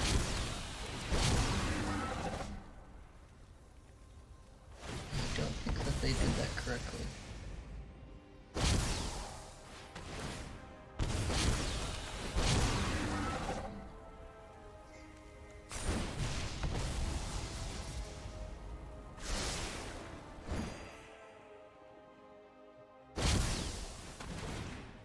Are they getting the black mana from?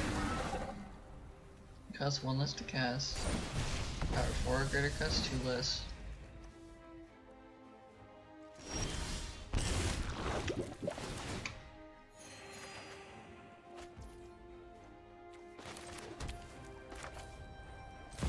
Kaya.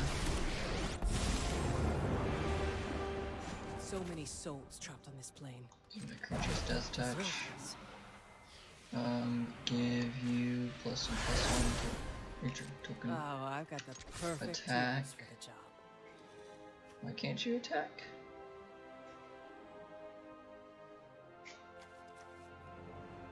Target creature can't attack until your next turn. Oh. Okay. Well, that's why.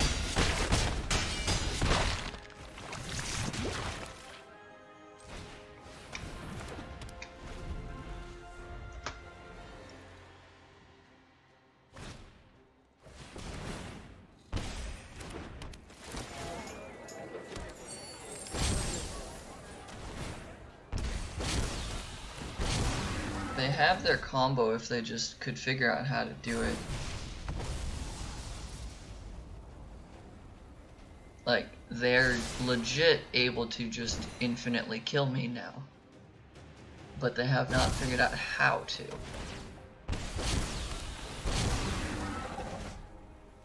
Because they need to be in full control right now and they're not. Because in response to the bounce of a Sararak, they need to tap the Relic of Legends to make it generate a black mana so that they can then do a Sararak again. They're not doing that.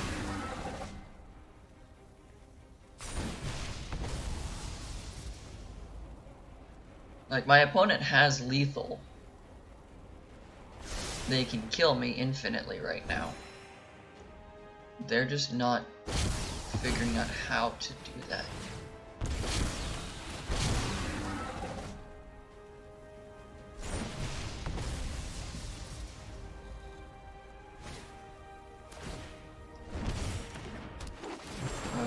now they have what they know of as, no, that can't tap for mana.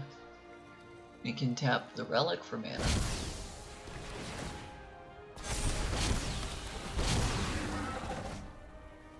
Okay, now they figured it out. Because Gwenna will untap so the relic can tap Gwenna. Which, like, okay, the Sarak's a legendary creature, you could just do it without needing that.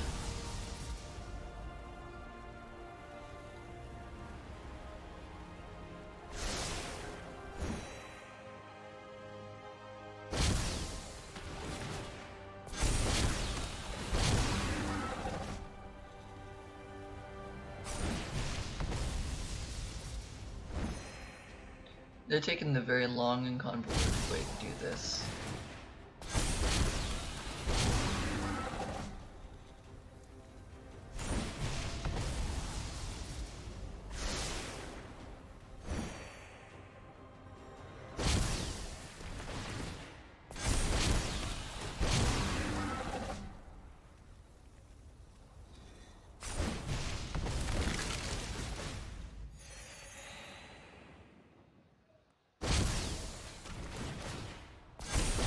Yeah, I think I'm gonna consider they've demonstrated the loop enough. I'm going to concede the game.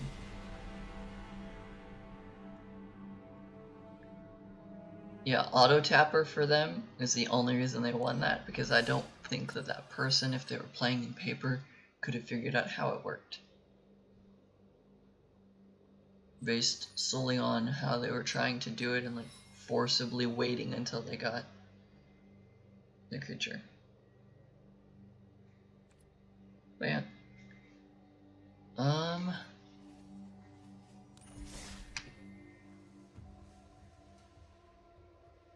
Let's see.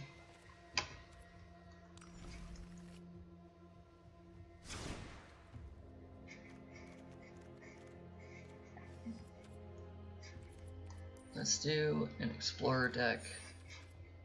Let's go invasion. Because we have yet to see what the invasions actually do. So let's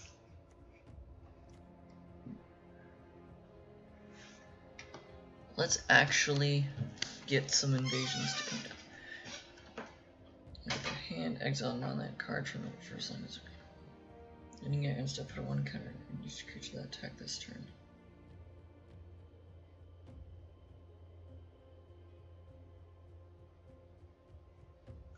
Transform one. Whenever a source deals damage to one to Larian Obliterate, that source's controller exiles a card from the hand at random. It's a land card, you put it on another battlefield, which allows you to cast it without paying its mana cost.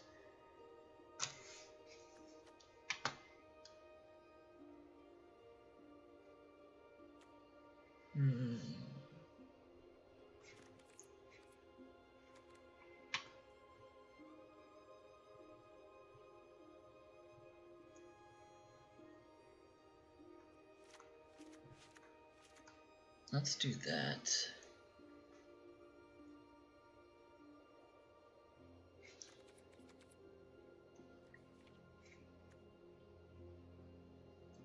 Draw 3, discard.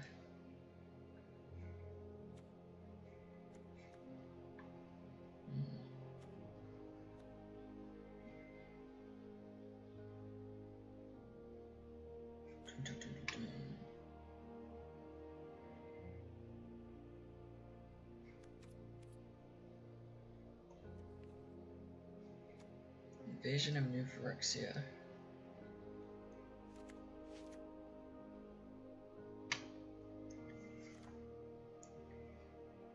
Turn target non-battle permanent from your graveyard to the battlefield. Yeah, let's sacrifice an artifact or creature. When you do, exile target artifact or creature. Whenever equipped creature attacks, put a 1 counter on that creature and each other creature that you control that shares a creature type with it. That's a lot better than I thought it was initially.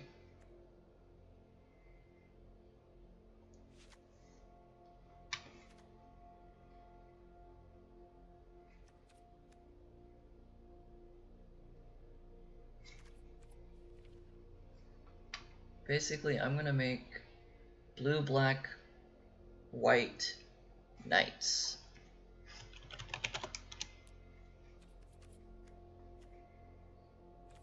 Blue, black. We're gonna go Esper. Esper knights.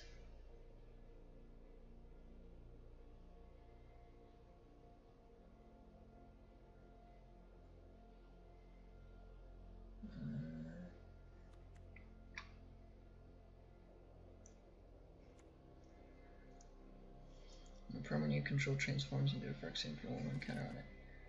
None of these become Phyrexians.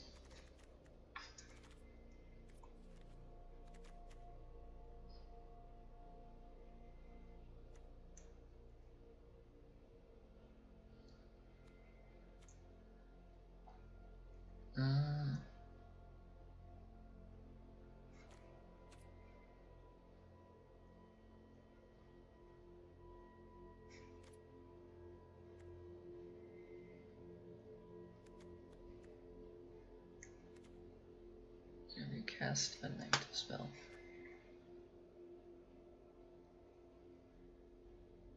If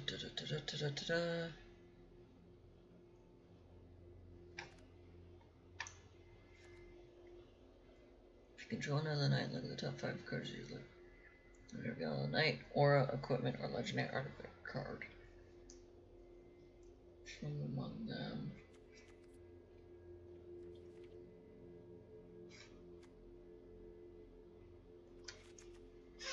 Make knights stronger. I'll take it. I'll take it. We'll have 4 of that.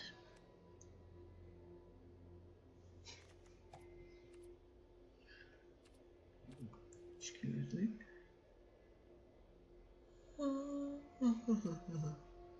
I'll do some of those, because why not?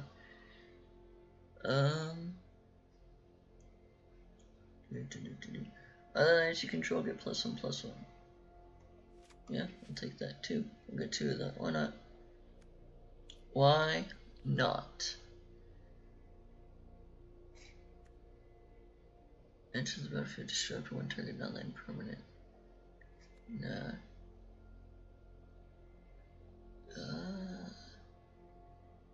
Or equipment card from a hit graveyard onto the battlefield. +1 less for each knight you control. I'll take that. I'll just do a 1 of.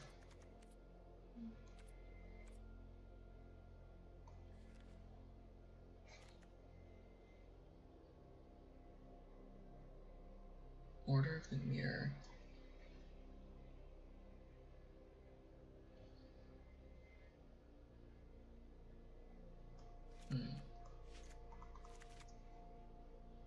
That's a knight that really does stuff.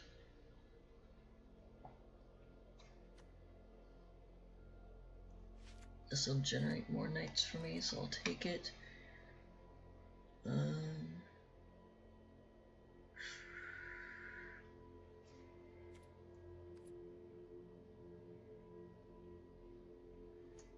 Flash? Oh, that's a rare card though.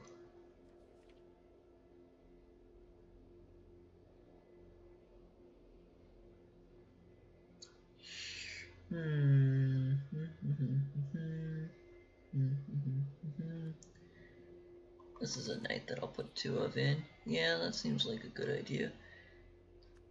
Invasion of Xerix gives an Angel Knight.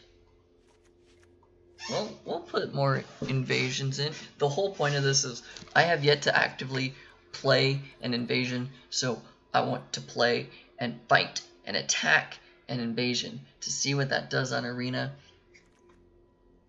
Sack another creature, destroy target creature an opponent controls. When it dies, return target creature's mana value 3 unless from your graveyard to the battlefield. Another creature dies, or creature card is put on the graveyard from anywhere other than the battlefield. Or creature card leaves your graveyard. Deal 1 damage to each opponent. Nah. Cast a spell from your hand, copy it if you control an artifact, copy it if you control an enchantment, choose new targets for the copies, return target non-land permanent to its owner's hand, create a 2/2 white knight.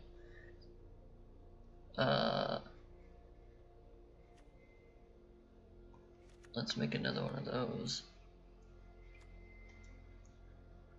Beginning of combat on your turn. The next time target creature would deal combat damage to one or more players, this combat prevent that damage.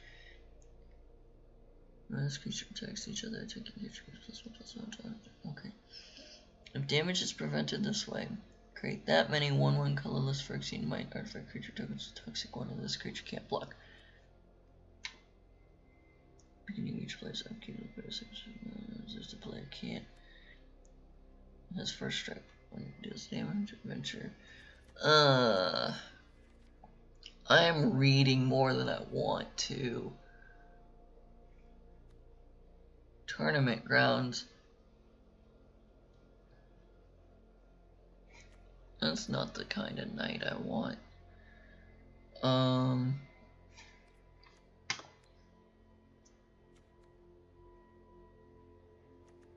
For that. Okay, right now I'm still 4 shy. Let's go up one of those. Let's go up one of those. I don't have many legendary spells.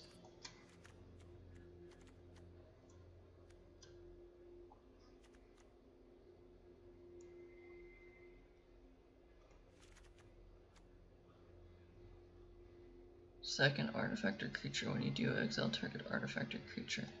I think that that's going to be better. Get another one of those. We'll go down on that.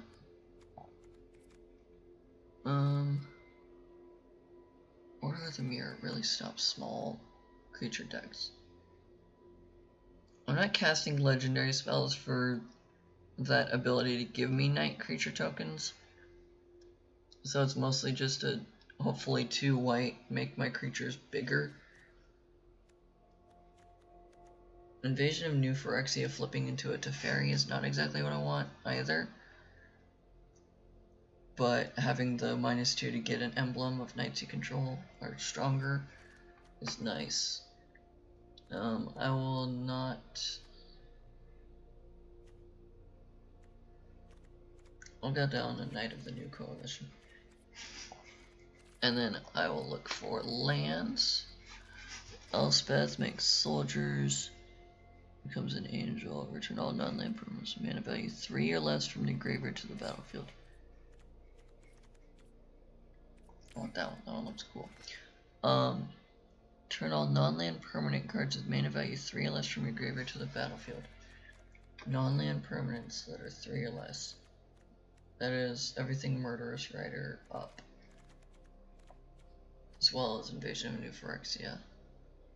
This would enter and make 0/2/2 white and blue night creature tokens with vigilance. Honestly, as a like capstone thing, sure, let's put an Archangel Avacyn in, and then I don't have to craft another Invasion of New Phyrexia. Yeah, let's just do that. This is gonna be Knights invading.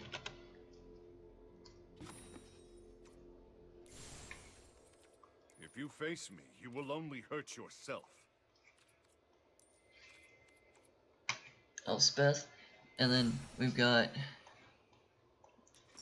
this noxious stinger cat looking thing.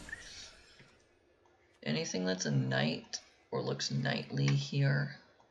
I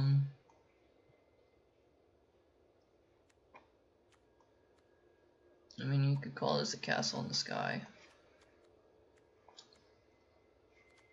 Or that one.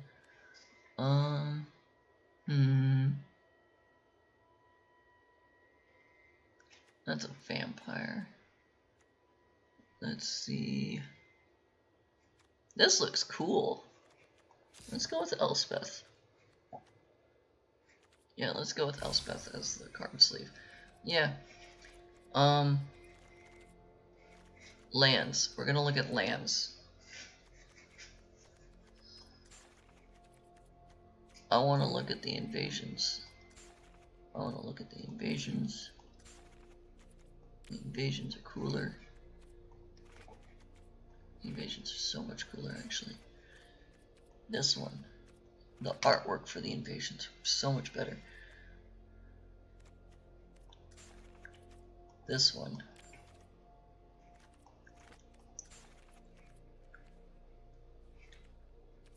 This one.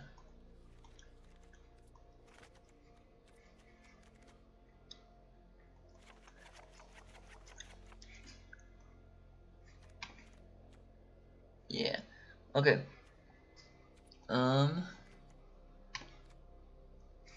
Let's get a Ganjo. Let's do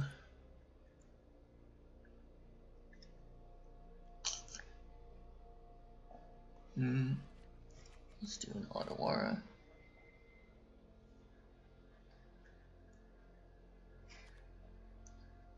Takanuma? Nah.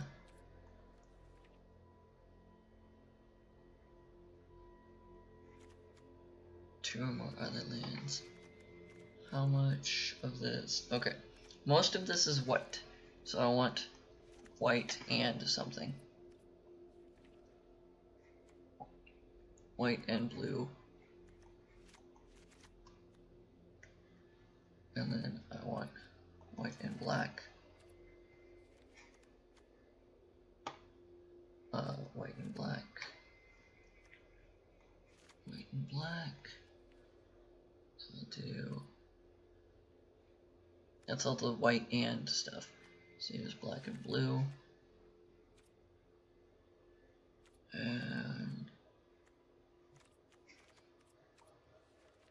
we've got black and blue. I'm gonna do one, just because they all only got one of the others. And then we'll do all the way over here. Rafine's Tower is Esper. So it's all of them. Tournament grounds would be white and black, but only for knights and equipment. Most of my stuff is not actually knights. You just generate knights. So yeah, this will be fun. We're gonna go invade some places with some knights.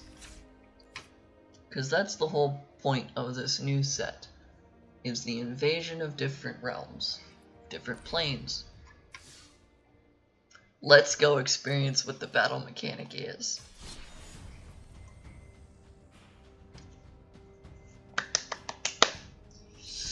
Here we go, guys. Explorer, knights invading, play.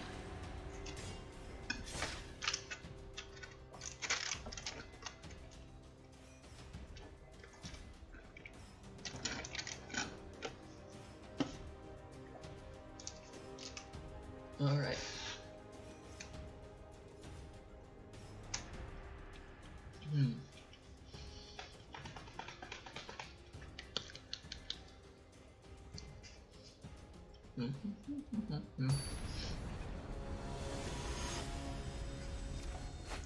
We're invading.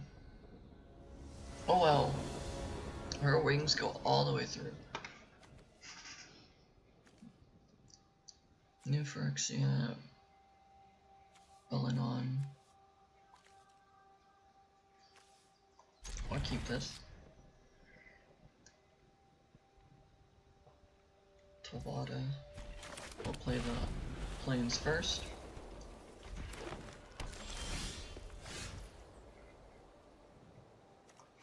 Play this on blue. Play the Order of the Mirror.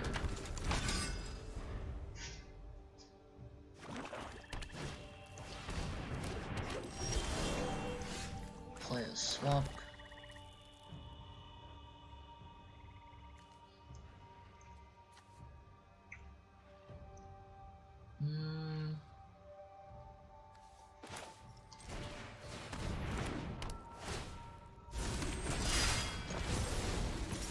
I want to attack my invasion.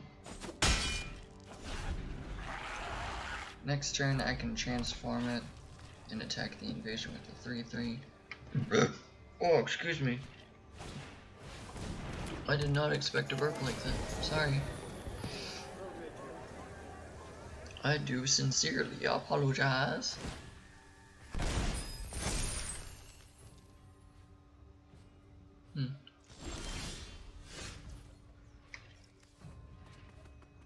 2/2 flying vigilance. Create a 1/1. Create 1/2/2. I'll make a 2/2 flying vigilance creature. I would like to attack that with both my creatures.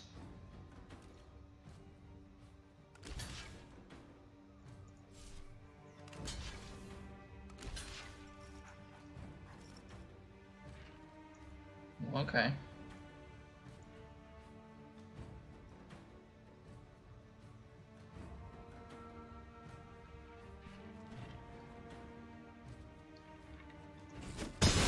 Final answer.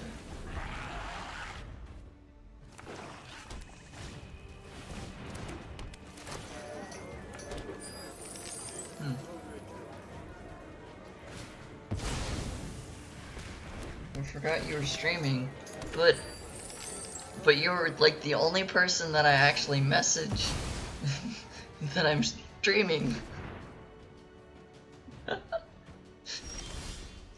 You even replied to me first.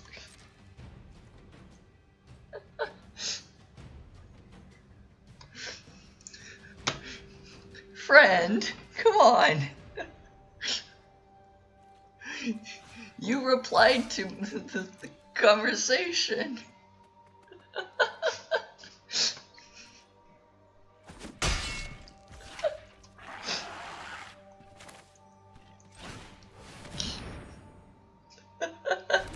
You're not the worst. You don't dare say that, friend.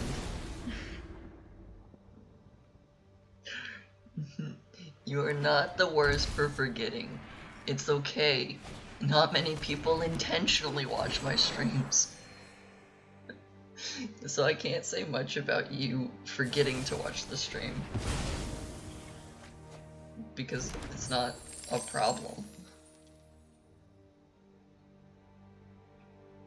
We're just hanging out and having fun playing new cards.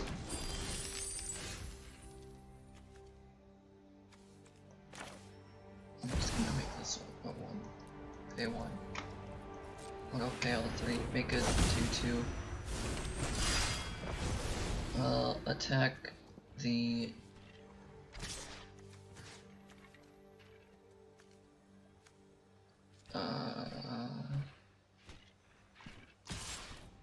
attack the one I'm guaranteed to hit. They really don't want me to let all my creatures have +1/+1. I wonder why. I haven't touched their life total. They're still at 20.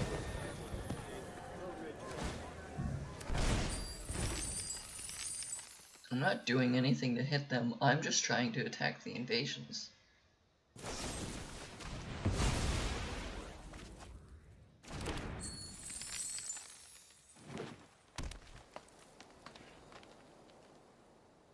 Come on, opponent, let me kill my own invasions.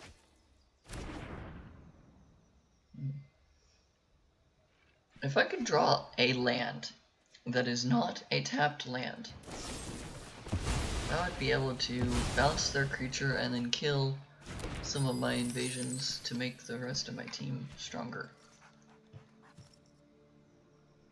Yeah. Well, I got a land, but it's a tapped land. So it's not the land that I wanted.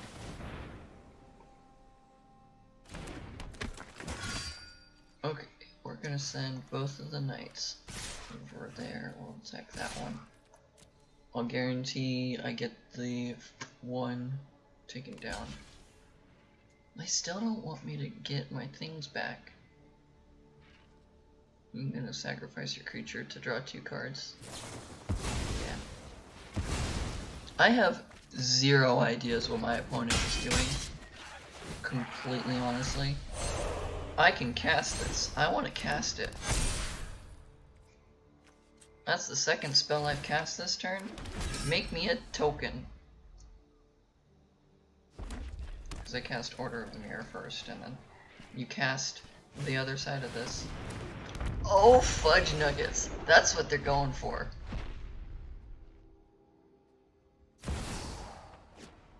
Exile a non-land card. Oh gosh.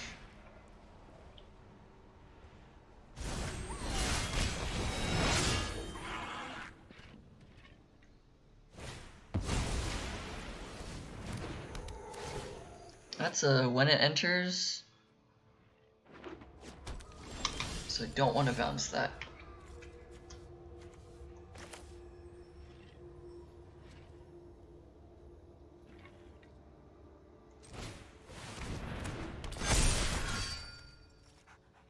I'm going to attack this.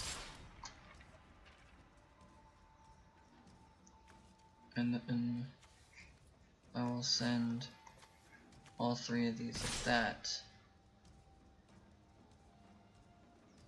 Right, that's what I want to do. Yes. Because if they block two of the creatures, it stops it from getting flipped.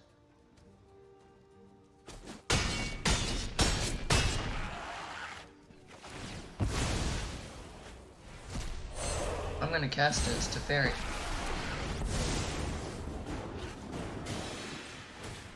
You're in for a bad time. Draw 2, discard 2.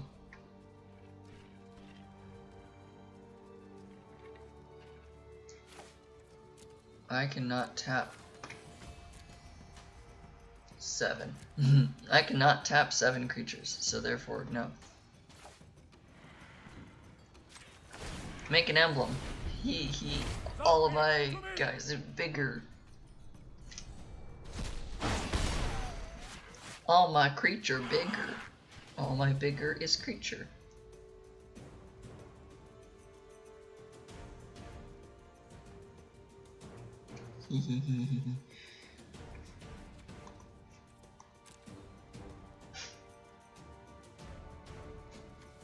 I know scared of Atali. Oh jeez.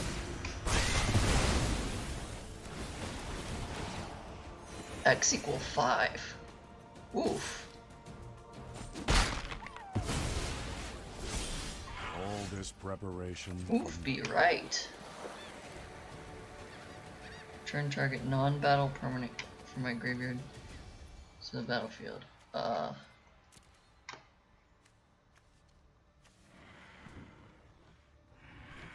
Uh-oh. Non-battle permanent. We're gonna go with this one because it's got flying. Yeah, this emblem being untouchable is really nice. I got rid of my battle, which is fine. I don't really care about the battle right now. Invasion of Xerix. Return up to 1 target creature to its owner's hand. I don't have to return a creature, I guess. There's the truth of that. If I don't return a creature, Natali will not be able to trigger, which will not exile a bunch of cards. Yeah, they're the one who cast my Invasion of Xerix, but they have not done anything with it.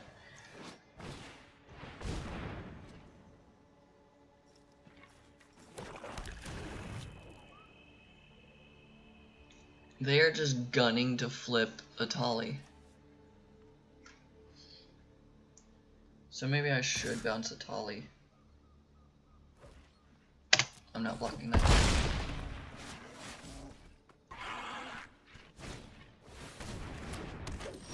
Maybe I should bounce Atali.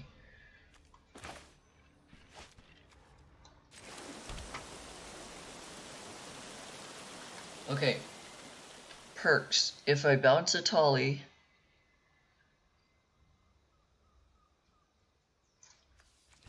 it costs 10 mana. 1, 2, 3, 4, 5, 6, 7, 8, 9, 10, 11. They have enough to flip it. I need to bounce it.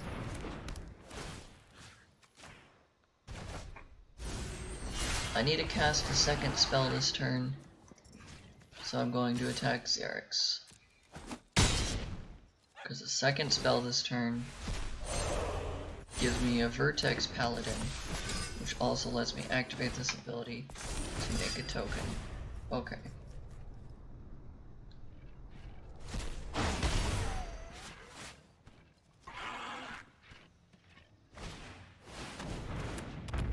a cast trigger, which is fine.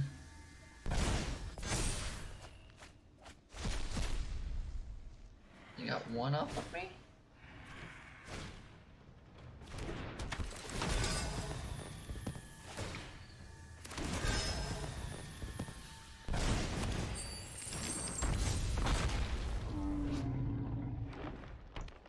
And this attacks exile the top card.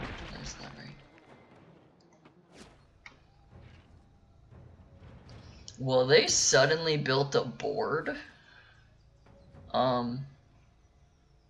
That's a 4/5. I'll take 4. I'm alive still, right?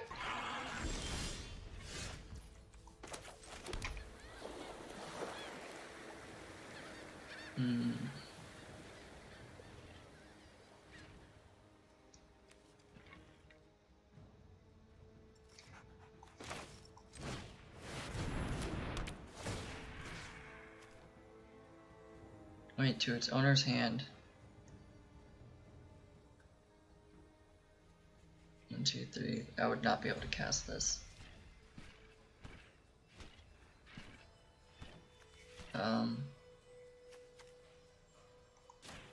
Bounce Clothis, because otherwise Clothis can kill me. Hit there, hit there.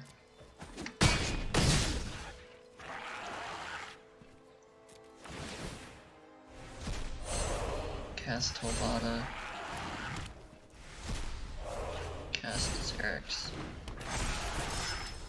I've cast 2 spells, so now I make a token. I make a spirit token. All my tokens have lifelink, so now I think I can survive a hit because I gain life off of the damage.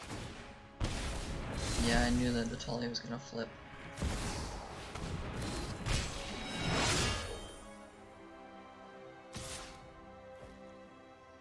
It's just an 11/11.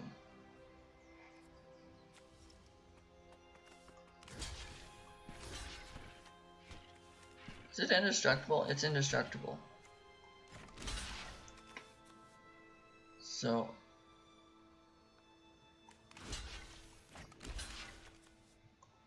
no.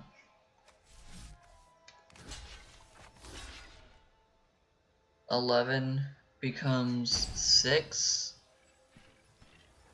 I gain 8.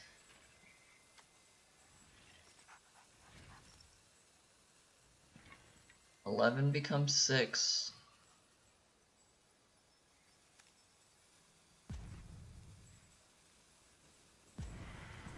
I will take 6 damage. I need to block that way. Because now I gain 13 life.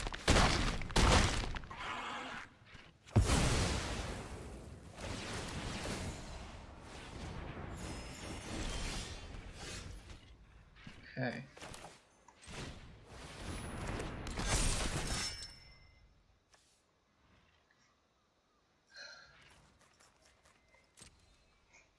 I'm gonna attack that way. 6, 12 damage in the air.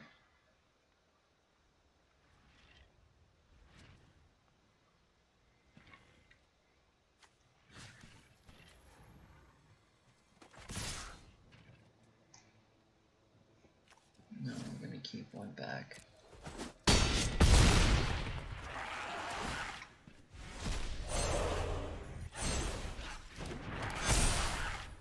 Cast that, make a token. Flip that over. Get mana.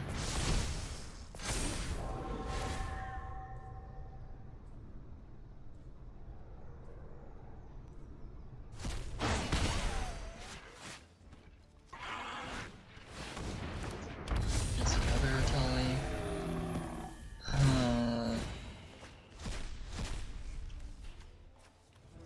So that's 2, 3, 4, 5. This made 6, 7. So it doesn't count the other side.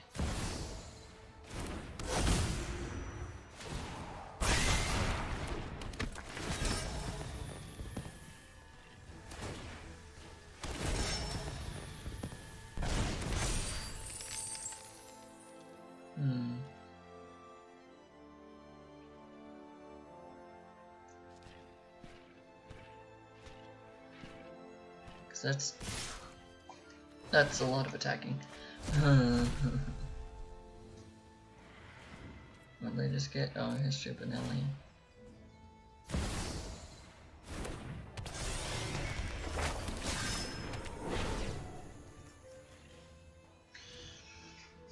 Okay, 9-8, block that. 6-5, block there. 6-4 with lifelink. Block there. I take 7 and die from poison. Never mind. You.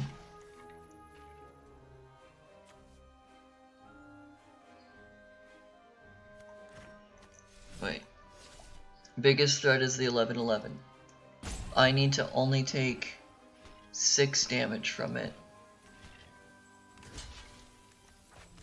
No. Yeah, 6 damage means I'm down to, or I'm at 9 poison counters. A 9-8 blocking there. 6-4 blocking that one. A 4-3 blocking there. I'm taking 1, 2, 3, 4, 5. And most of my creatures are living.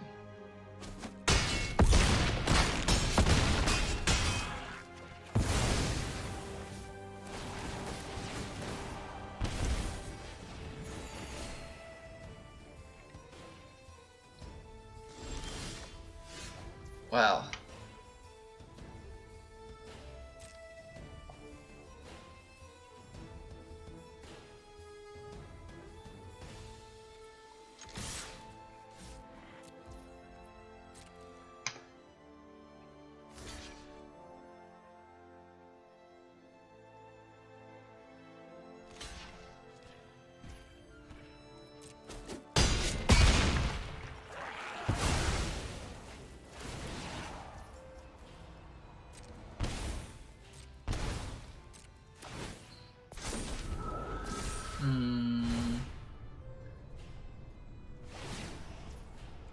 I don't like this, guys. I think I might be very much losing it now.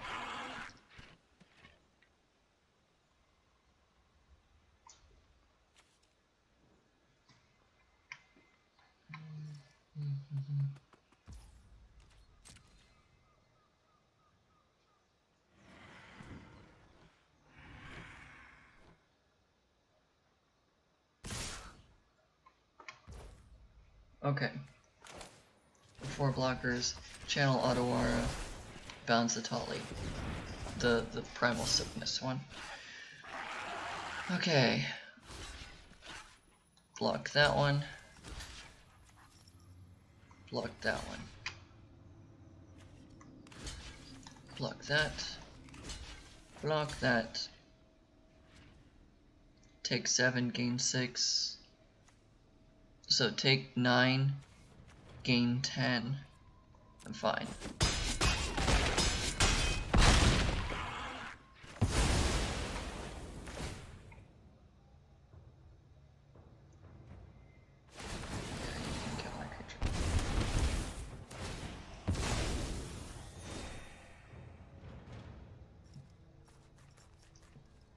I am surviving. Not very well, but I am surviving. Yeah, they can transform it.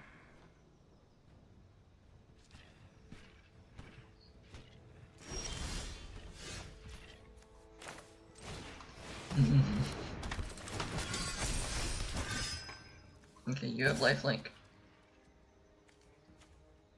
You have vigilance. 6, 11, 19.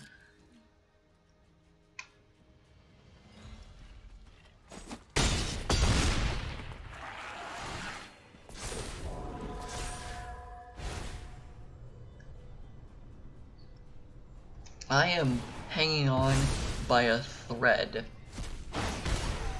Constantly by a thread. I think I have brought the game relatively back into my favor. until this moment when I think Atali might have just... Uh-oh. Sacrifice an artifact or a creature.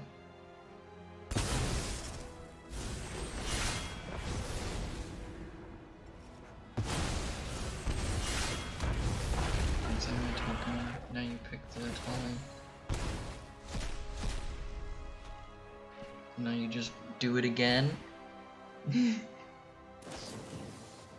I looked away for too long. I don't know what effing mood was said to. I think I'm doing okay, and then I'm not. Is that like this?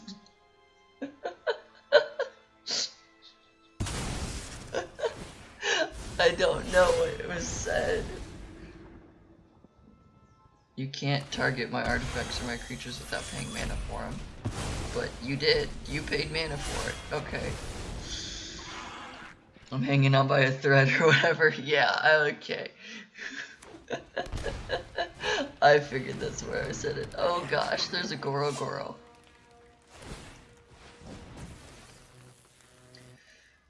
Do I even have 11 toughness to stop the poison? Yes, I do, but it kills all my creatures. Except for one.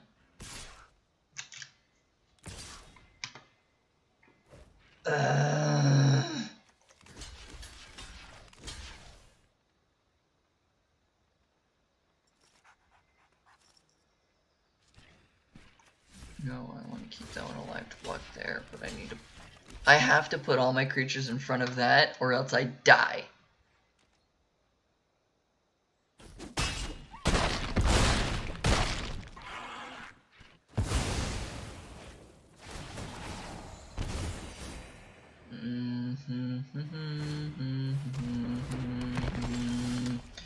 God dang it, land! I don't want you! Both my creatures have vigilance. They're not even trying to take these things down. Like, they're just like, yeah, there's all these invasions I've stolen. Who cares?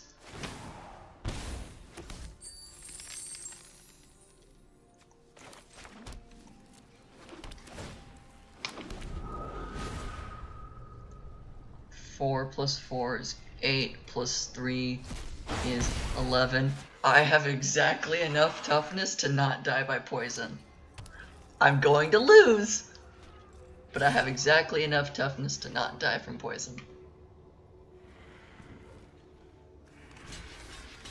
Takes all my creatures. And this stupid freaking Atali is indestructible, so I can't get rid of it.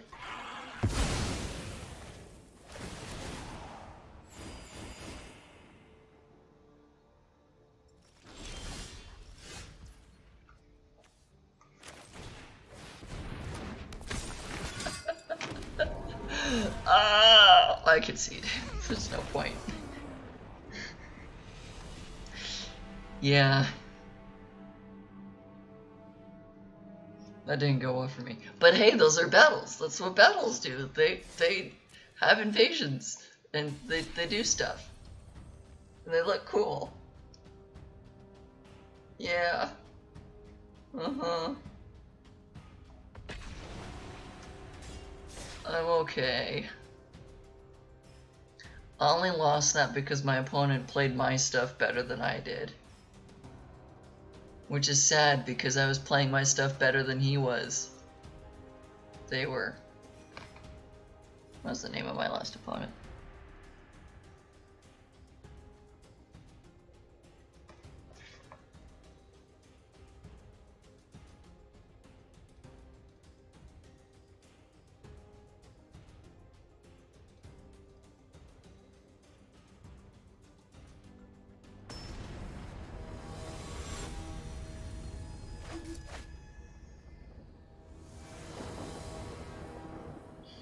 I don't know the name of my last opponent.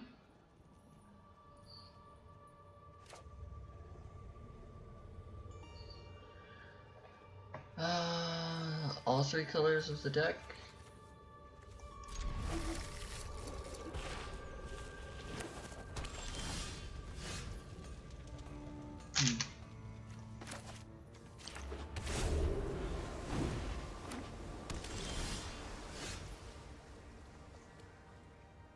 Let's play Island into Order of the Mirror.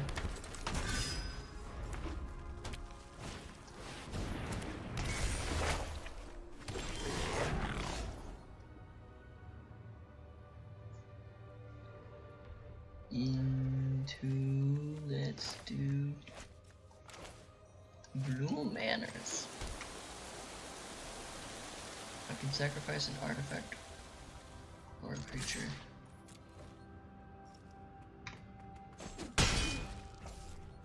If I do, I can...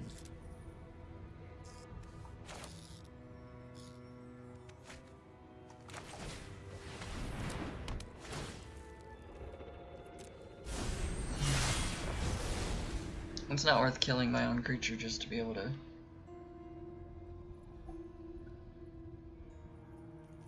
Yeah, not worth killing my own creature just to be able to get rid of theirs.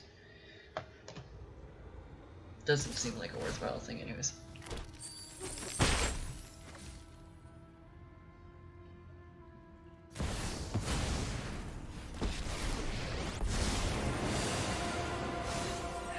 Powerful won't help. Our eyes are everywhere.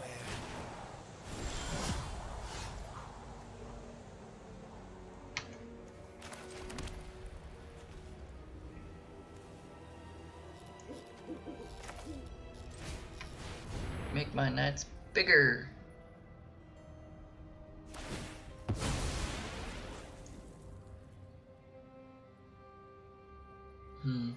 Part of me really like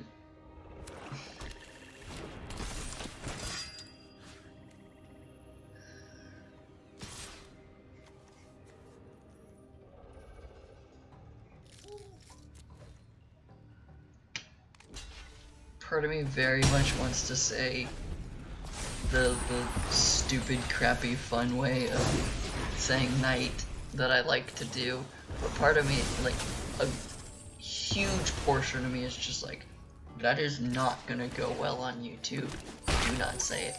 But basically, I take the K-N-I-G-H-T and Thanks. I'll be taking that now. phrase it out instead of night, say all the letters, and it kind of goes bad. And people always look at me like I'm weird when I say it that way. I find it fun. But it also is definitely like iffy. Why did I do that? Because this effect does nothing for me right now at this moment.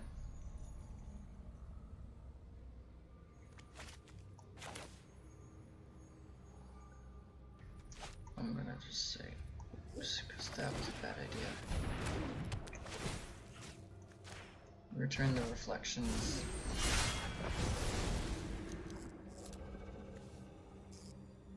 Attack Xerix.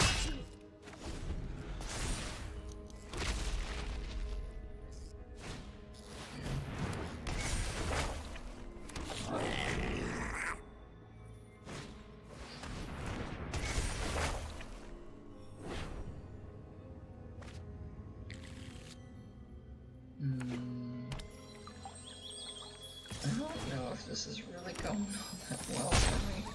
My opponent has a lot more stuff on the board. Now this is a juicy secret.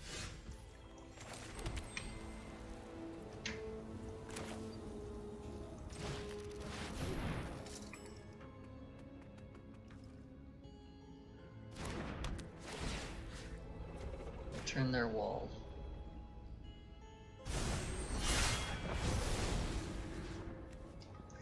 Attack the 2.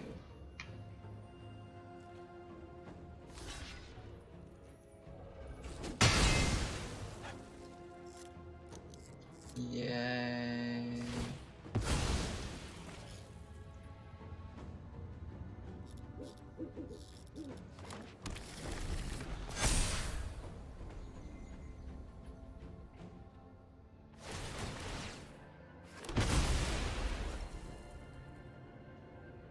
Token gives some life. Okay.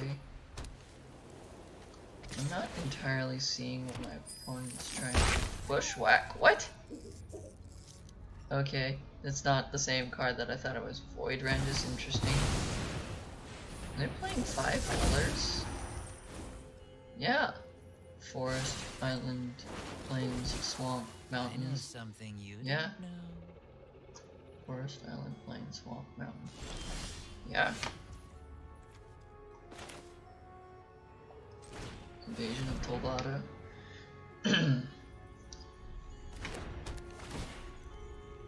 Return the only legal target I've got. Oh, they've got a portal to Phyrexia.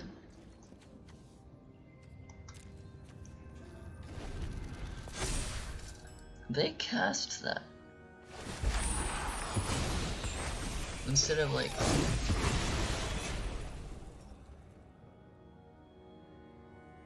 Instead of flipping into Digi... there's an Atraxa.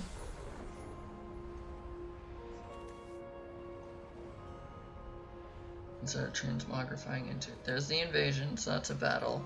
There's a planeswalker, a land, an instant, a sorcery, and an enchantment.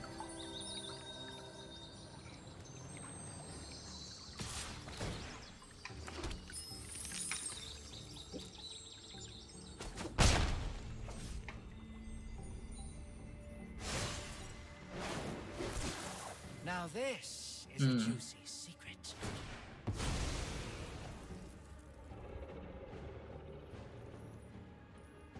I think I lost this one pretty badly. Having an Atraxa basically give you 6 cards? Yeah, they got 6 cards for free.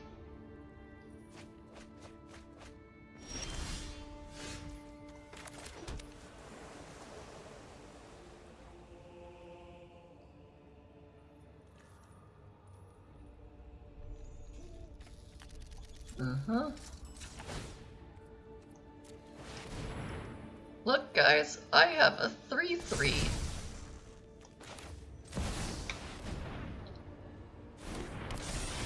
They let that resolve.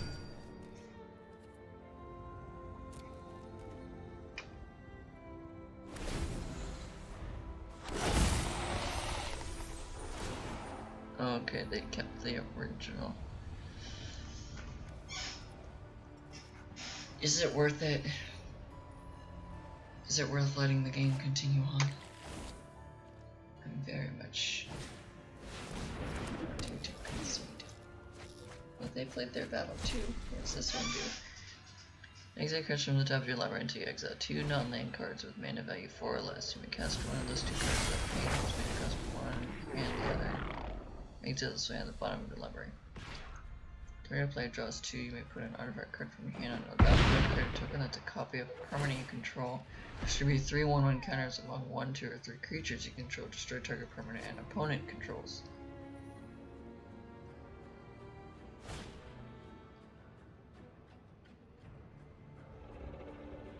Create a copy of Atraxa. Destroy my order. Okay.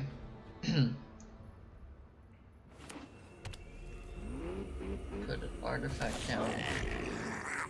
Oh no, create a copy of the reflections. That's what they're doing. You drew 2. You put an artifact in. You create a copy of a permanent. Just the reflections. You're putting plus. You gave that one +3/+3. And you destroyed one of my permanents. And yo, one of my permanents! You could have destroyed a land?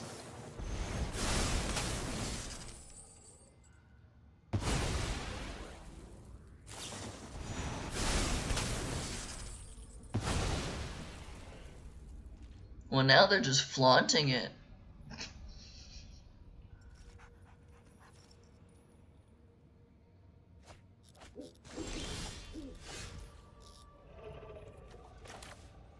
One, 2, 3, 4, 5. They're not gonna let this resolve.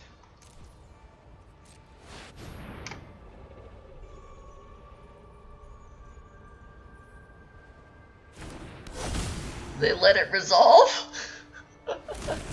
I've got 5 2/2s. I don't know what I'm doing with them.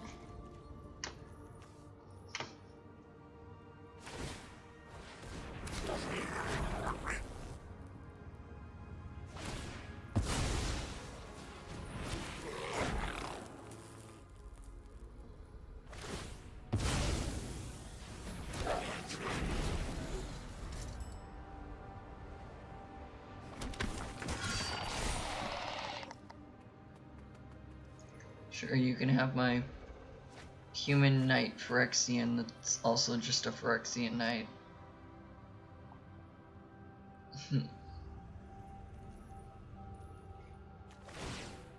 They've got 15 cards left. If they don't kill me this turn, there's a chance that I can win through them goofing off.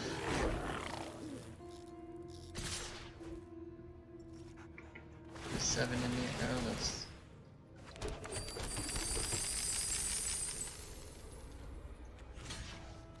Block it, block, block, block, block. Still take lethal? Yeah, still take lethal. Yay! I want to point out that my opponent did not do what their deck was supposed to do, and yet they're still winning. The point of their deck is to transmogrify one of these tokens that generates and flip into the portal to Phyrexia or the Atraxa. Reveal a creature card. So it's supposed to flip into the Atraxa. It's the only creature in their deck. They didn't do that. They cast that. They didn't do what their deck's supposed to, but they still won. Ah!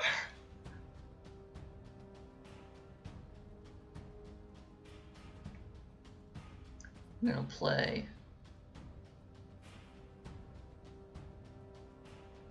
one more game of Hammer Time because I like this deck, and then we're gonna call it quits there because it's been almost 3 hours, and that's about the time that I like to end the stream, is about 3 hours in. So end of this round, end of this game of Magic. I will end the stream. I'm trying to remember. Tomorrow I am playing tower defense games because I have not played tower defense games today.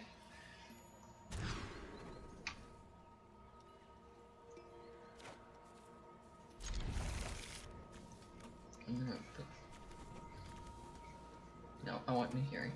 Put a mountain on the bottom.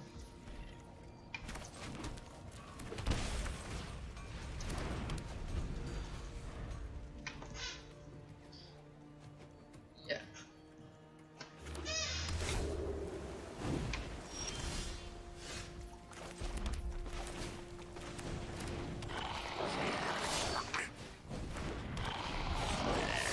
If they can remove both of these cards, they deserve to win. If they can kill both of my creatures, they deserve to win. If they cannot kill both of my creatures, I win. Guaranteed.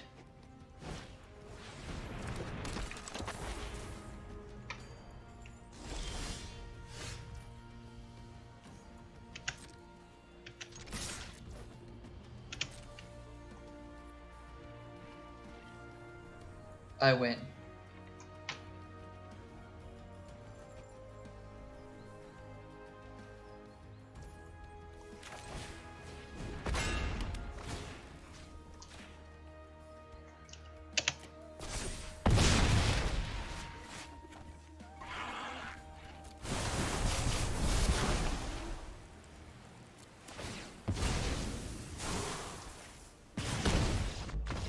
Bam.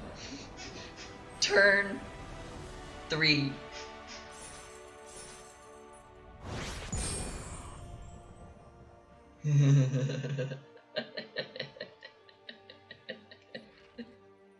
What a way to end the game. What a way to end the stream. That's what that deck's supposed to do, guys. That's how my deck works. Oh. I can feel happy about that. We open a pack in celebration of winning. I got another Invasion of New Capenna, which is nice. I hate Atali. Only because of the last game. Sculpted Perfection. Phyrexians, you get your plus one plus one. I'm not really going for Phyrexian Travel. Tetsuko Umezawa, Fugitive. Creatures you control power or toughness 1 or less can't be blocked. This guy was fun with Rat Colony. Rat Colony is a 2-1, I believe, or a 1-1, something like that. That lets you have any number of rat colonies in the deck. And because they all have 1 toughness with Tetsuko Umezawa, they become unblockable. And Rat Colony gets stronger, gets more attack power from each other creature named Rat Colony. So it's this fun, weird pseudo combo that you can do. Pseudo combo deck. Tomorrow I am playing a tower defense game because it's been multiple weeks since I've played a tower defense game on Tuesday like I intended to do. So tower defense Tuesday is now just going to be tomorrow.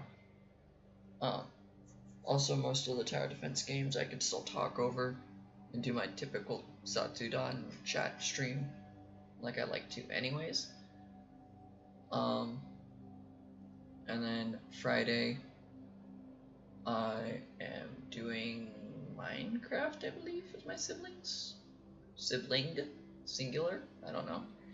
Depends on which ones of them are not in class at that time.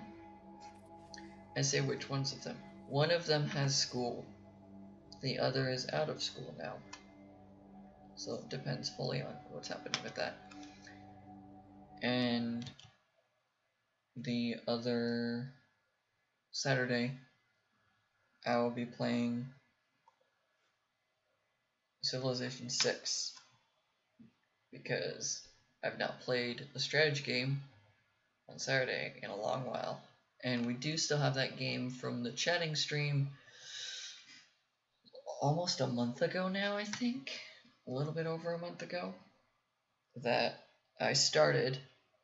Had some problems trying to play it the second time. Had to switch to Minecraft that one time. There was that weird weekend sort of thing that I just couldn't figure out why it wasn't working. So we're gonna try that again. And that'll be on Saturday.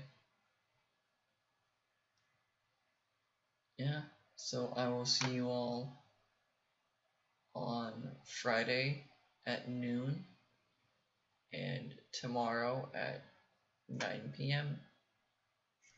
CDT, Central Daylight Time. Not Central Standard Time. It's Daylight Time now.